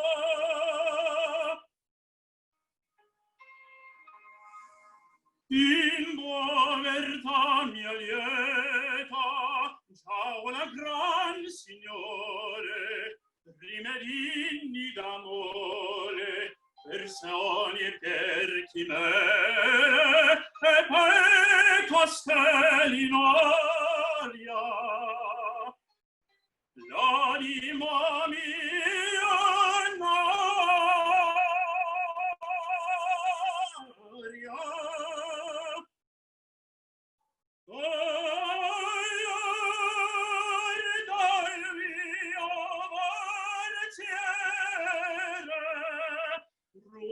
Tutti i gioielli, due ladri gli occhi belli. Vendrar con voi pudora ed i miei sogni esati, e quei sogni miei costosi di leguor, ma il furto non m'accora.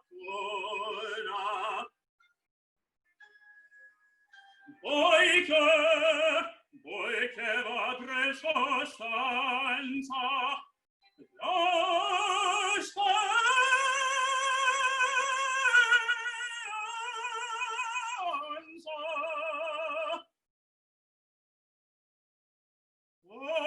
Perché mi conoscete, parlate voi, e parlate chi siete.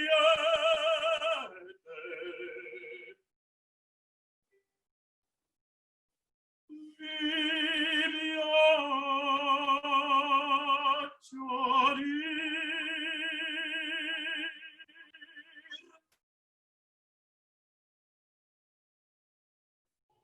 Unmute. Bravo! Bravo! Bravo, Alec. Thank you so much. Thank you so much. Okay, I'm going to throw over to Josh.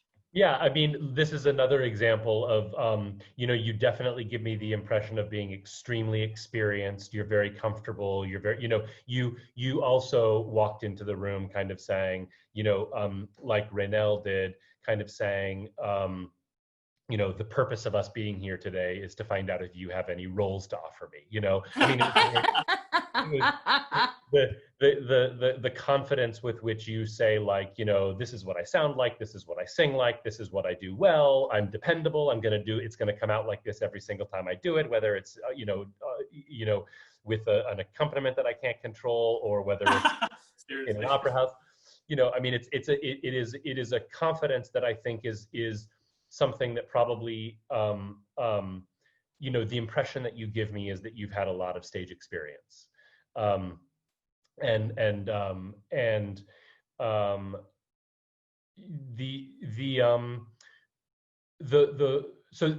Most of what I learned today I thought was very, very good. I think that the voice, it's, you know, it's a beautiful color.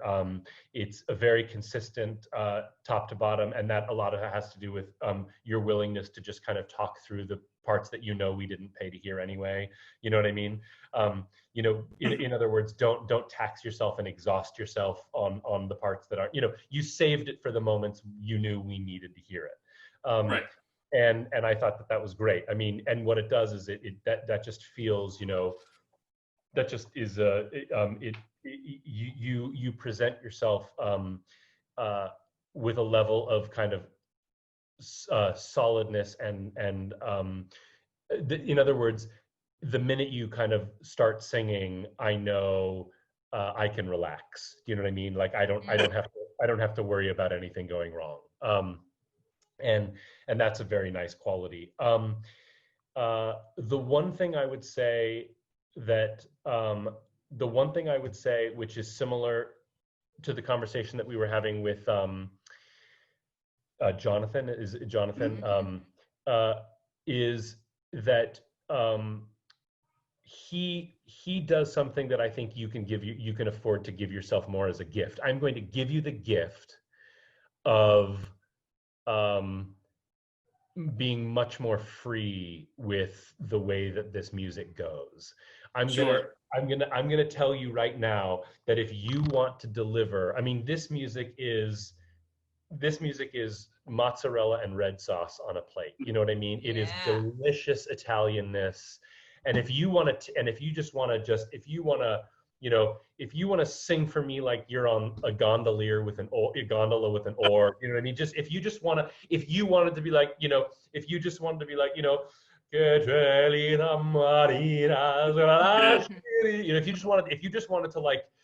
if you wanted to just be, that Italian music in your ear a little bit more, I'm telling you, you won't go too far as to be obnoxious. Now, we all know, I'll just say his name, Vittorio Grigolo. We all know, we all know that it is possible to go so far that it's actually quite vulgar. But I'm telling you, you are a classy enough guy that I can promise you can bring it a lot more, and you will not reach the vulgar stage. And I totally agree. No, I totally agree with you, Josh, 100%. And I think, it's so nice to see a tenor sing with such calm. And I really, it makes me feel like, oh, there's going to be no problem with this C from the very beginning. Like, I just feel like you're super chill. And like we talked about with Jonathan, being a tenor is hard. And I know that. I think you can also make it easier on yourself by turning a little earlier, because you're singing full all the way through to like G, and you're young, so okay, cool. But when you get into your 30s, if you're singing full through a G, you're gonna start to get tired. And I don't think you want that. So make sure that, and your technique well enough, it's calm, it's free. I don't see any shaking, I don't see any grabbing, I don't see anything like that. So your technique well enough that you can change the throat space within the breath to sing full or to sing in the turn. So for example, one very simple phrase to show this in, right? Ma per fortuna una notte di luna. Not turned, full, open, happy, low larynx, whatever. But then when you go, e qui la luna, the A has to start turned. You need to start on that F to go straight up. Because if you don't, then you have to try to turn it going into the A, and it's not going to go for you.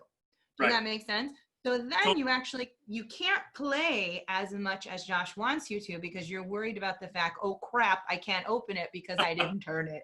Right? So just sing those two phrases for me. Ma per fortuna una notte di luna, and feel that low throat space. Then when you take the breath, again, the tenor turn is literally a tilt of the larynx. It's just in the inhalation, turn it over and go straight up in the turn from the F. Okay? Ma per fortuna.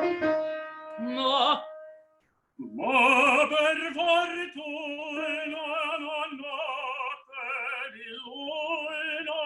Now start your turn.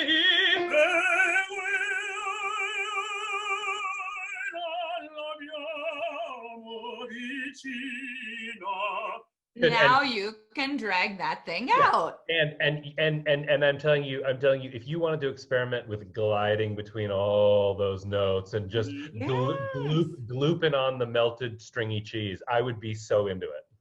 Do it again. Ma per fortuna una notte. Beautiful, open, and then breathe. with the tilted larynx for the turn. Here we go. Ma per fortuna. Open. Turn it.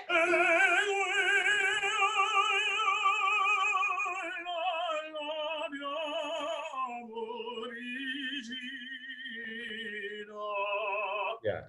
Yeah. And now we have Puccini. And you might feel like, you know, that it's gratuitous or whatever, but the thing is, you're a classy person. You're going to self-regulate. You're going to self-regulate before you ever get to the part where it's, you know, like the antics, you know, those ridiculous antics we've all seen. Before you get there, you would self-regulate, I can tell. You would never allow that to happen. But it's actually as much of an offense to not give me a little bit of it. You know what I mean? Yes. I you know, and especially with the beauty of that voice that you have, and with the expression, with the expressivity and the colors that you use, for you not to like keep the tension and let it slosh around a little bit is a shame. It's a shame.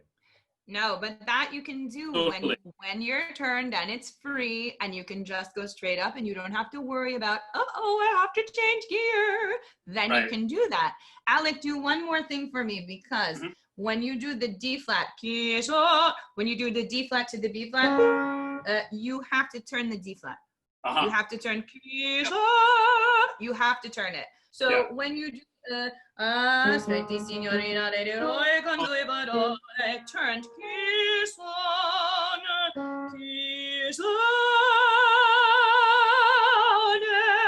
then stay in the turn. Don't come back down when you take your breath. Yeah? Stay fully turned. Do aspetti signorina. Yeah. Aspetti signorina, le dirò con due parole. Breathe in the turn. Turned over.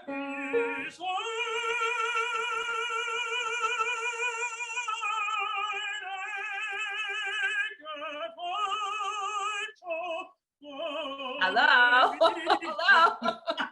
Then the B flat is like, right? And then like to go back to what we were saying before, that's how this goes. Do you know what I mean? Yeah. Right.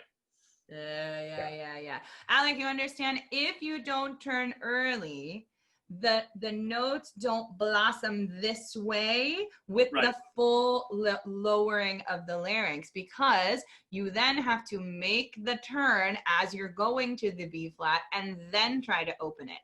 Do it early, and then you just open and go.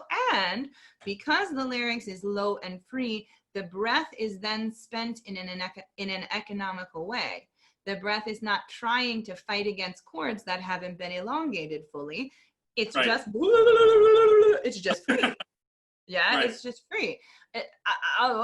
For your life as a tenor, if you're going up above F, you must turn at the beginning of the phrase.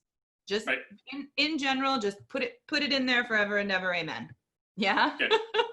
Bravo, Alec. Really spectacular, beautiful work. Beautiful, Alec. I want to know, just because I want to know what are the other 4 arias that go as a part of your package. Sure, I have a mixed bag of like the different French lyric arias and then Italian.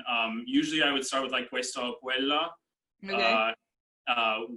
If I didn't start with that, I would sing Parmi. In French, it's either Salut or Affuyé or Romeo. And then I sing a Lehar piece, Freunde das Leben des Lebens wird, from Judita. And then Rusalka is like kind of the that's interesting.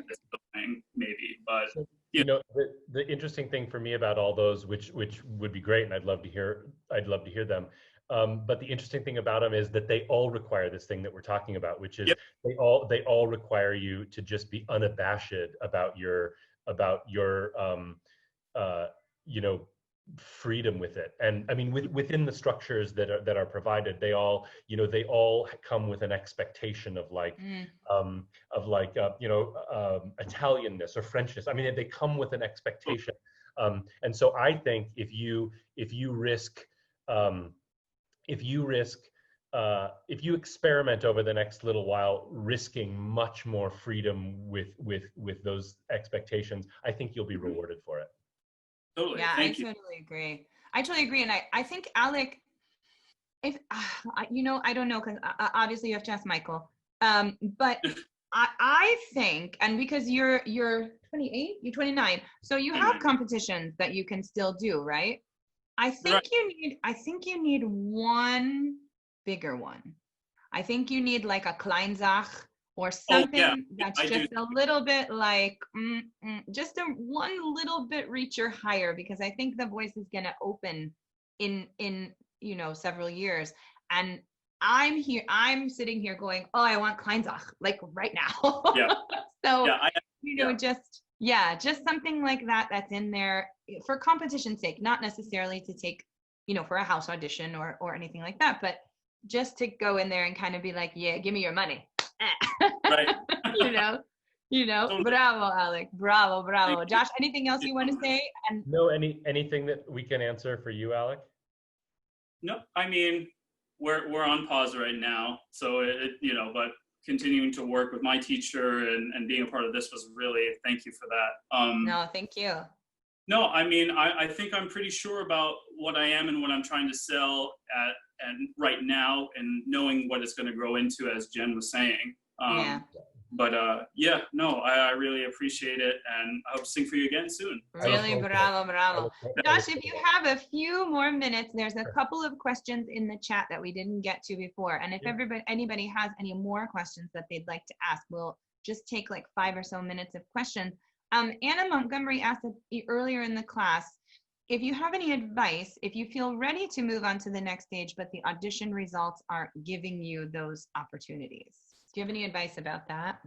I mean, the advice I would have, unfortunately, I hate to be, is again, I think like, if you are unable to come up with the evidence that suggests you're ready for it because the attention is not coming in. And it doesn't have to be that you did a bunch of auditions and got a bunch of jobs. It could be that you did a bunch of auditions and 50% of them said, we thought you were great. We don't have anything for you, but we'd like to hear you again in a year, or, I mean, there should be something you should be able to write down that says, I've reached a certain place and I'm getting evidence to suggest that's where I should be right now. And I would say that if you did a bunch of auditions and there was nothing in response to support that being the right place for you, that, there's no shame in just saying like, maybe that was one step on where you are right now. And so again, the question becomes not how do I get to the next level? The question becomes tomorrow in my coaching, how do I sing really well? Tomorrow in my lesson, how do I just nail it? Then tomorrow at that competition or tomorrow at that audition, how do I nail it? If you do really well, and then all of a sudden, I think the 10 auditions you did, you'll get feedback that is now evidence that says, oh, it's time. I'm where I'm supposed to be, or even I'm getting evidence that says I should be moving past this level now. But there should be evidence. It shouldn't just be like I'm sure I'm amazing, but no one else seems to think so, Yeah. I'd like to add too, someone very, very wise once said to me when I was coming up in the business and was around the same age as our singers today, 28, 29, 30. He said to me, if 3 people who have not conversed with each other all say exactly the same thing, you have to take it into consideration. And so for me at that point, it was repertoire. And I was not getting I was not getting jobs because of the repertoire that I was offering versus the repertoire that people were hearing in their heads and hearing wanting me to sing, because I was stuck that I was a dramatic coloratura and that was going to be life. So it was great advice, because when 3 people give you exactly the same feedback, and that they probably haven't, like gotten together, all 3 of them, and talked about you, you have to take that feedback into consideration. And so sometimes the audition results are not coming because the repertoire is wrong. Maybe you're trying to squeeze a size 10 foot into a size 6 shoe like I was. and you actually have to explore a new kind of repertoire. Maybe you're a very dark voice soprano and people are hearing mezzo. Maybe you're a very high voice mezzo and people are hearing soprano. It can be many different things, but if 3 people tell you the same thing, and literally I was getting the same comments, like verbatim, like word for word even, you have to take that into consideration. Even if it's something you're scared of, you have to think about it, and you have to, you can't fight City Hall. And so if the people who are giving the jobs are not giving you the jobs, there's a reason. And you have to take that reason under consideration. Let's see, I saw another one. Tim wants to know, do you like to see the quote unquote, this is what I'll be doing in 5 years piece in a young artist package, or do you prefer 4 to 5 things that show where a young artist is at the moment? And so again, going back to my whole definition of an audition as a job interview, if the job you're trying to get is a job that's about potential, then I think that you're allowed to interview just by showing your potential. So if that means you want to show me something that's a stretch, or show me that's, that you're interviewing for a job, you have to download information to me that is for a job that is all about training and potential at the young artist level. And so you're allowed to show that however you want. So a stretch aria is absolutely fine. Yeah, I agree. I like a stretch aria. I like someone to say, I know I'm here right now and castable here right now, but in 5 years, I think I'm going to be here. I like that, especially in a competition package. Yeah. I mean, really, it shows, 5 people who don't know you, lots about you in a very short amount of time. Yeah, and then Renelle is not going to walk in offering, Don Carlo, and Alec. No, of course. And Alec is not going to walk in, offering Fanciulla, and it's because they are not auditioning for a job that is all about potential and training. Their goal is different. So their goal is to get the job. At their level, you don't show me what you think you're going to be doing in 5 years. You show me what contracts you could walk out the door with tomorrow. But at the young artist level, stretch is fine. Absolutely. One more. Kaylee wants to know your advice on what the best thing singers can do to continue career momentum during this time. Gosh, you know what? I mean, if you had told me 4 months ago that I'd be doing all day what I'm doing all day now, I just wouldn't have believed it. It's like, I used to be running 3 departments at LA Opera, or on the senior leadership of 3 departments at LA Opera, which were all about live performances and people coming together in large groups in order to view things in real time. And if you had told me that 4 months later I'd be, trying to put together a series of like digital content that, I just would have said, I don't even know what that means. I don't know how to do that. So the answer is, I think we're all completely experimenting. If anybody says that they have any idea what's happening in this industry or in this time, but there have been a couple things that I've observed that I really am just so impressed by. The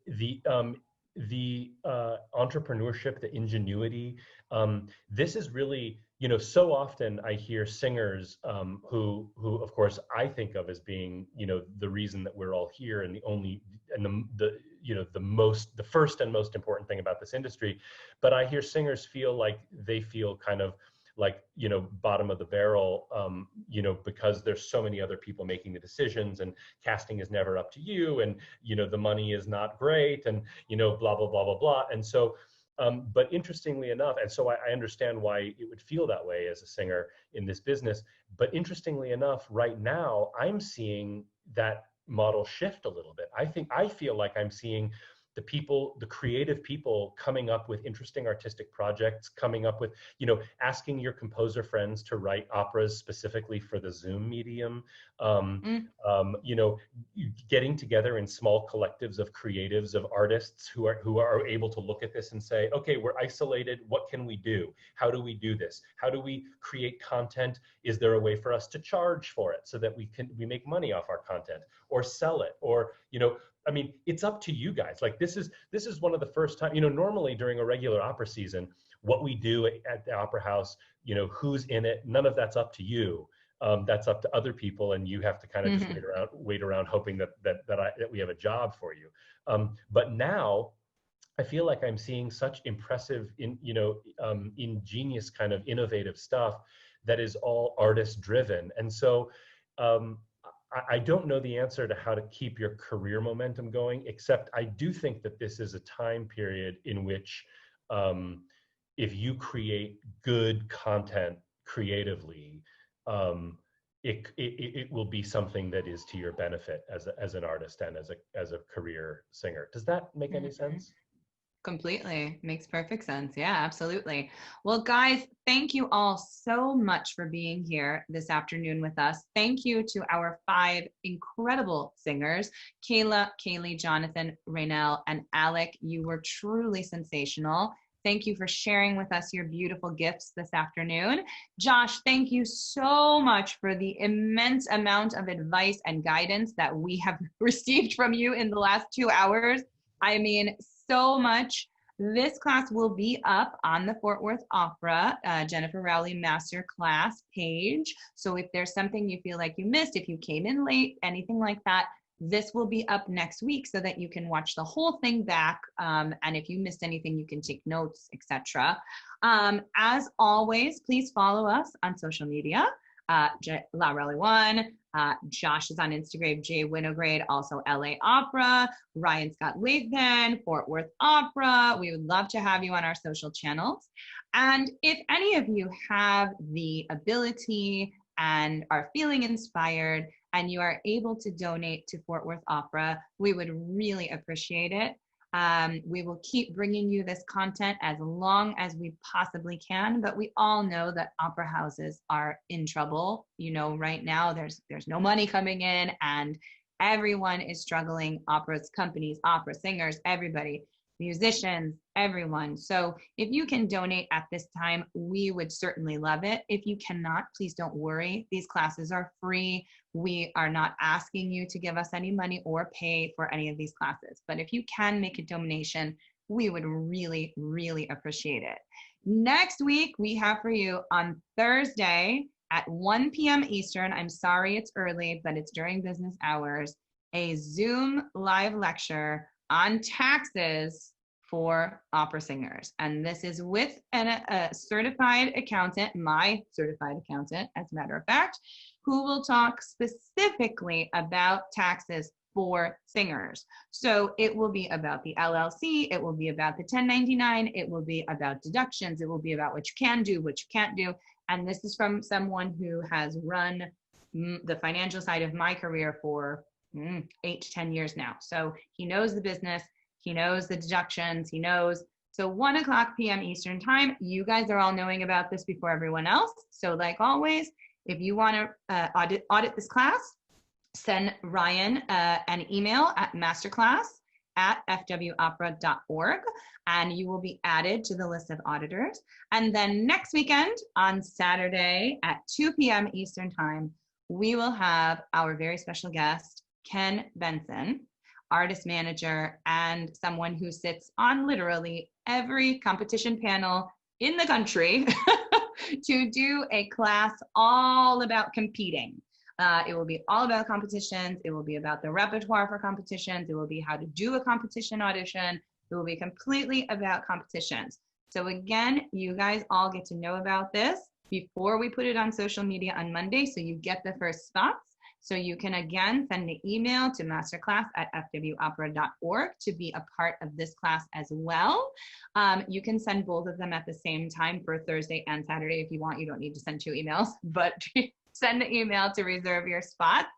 And yeah, we appreciate you guys so much. We're having such a great time giving these classes, and I love the auditions that keep coming in. Please don't worry if you have applied to sing and you applied 6 weeks ago when we started, we are still keeping you on the list. I have a huge list of singers. So we're continuing rolling applications. So if you haven't applied to sing, please apply to sing. And if you have applied to sing, we see you, we have you on the list, and we will be continuing to fill our classes with the people who have already sent us materials and things like that. So don't worry, and we will keep you all in the loop. But until then, thank you all. Have a wonderful weekend. Josh, again, thank you. Thank you. Thank you. Thank you. Thank you. Ryan, I'm going to throw it back to you, and we'll see everybody next week. Thank you again, Josh. It was a privilege to have you with us today and wonderful to meet you. Thank you, Rowley. Love you, girl. And Love big you. job to our wonderful singers today. Thank you to everyone who joined us today. And we hope that you have an awesome weekend. And we hope to see you next week. We'll see you next week. Thanks, guys. Bye. Bye, everybody.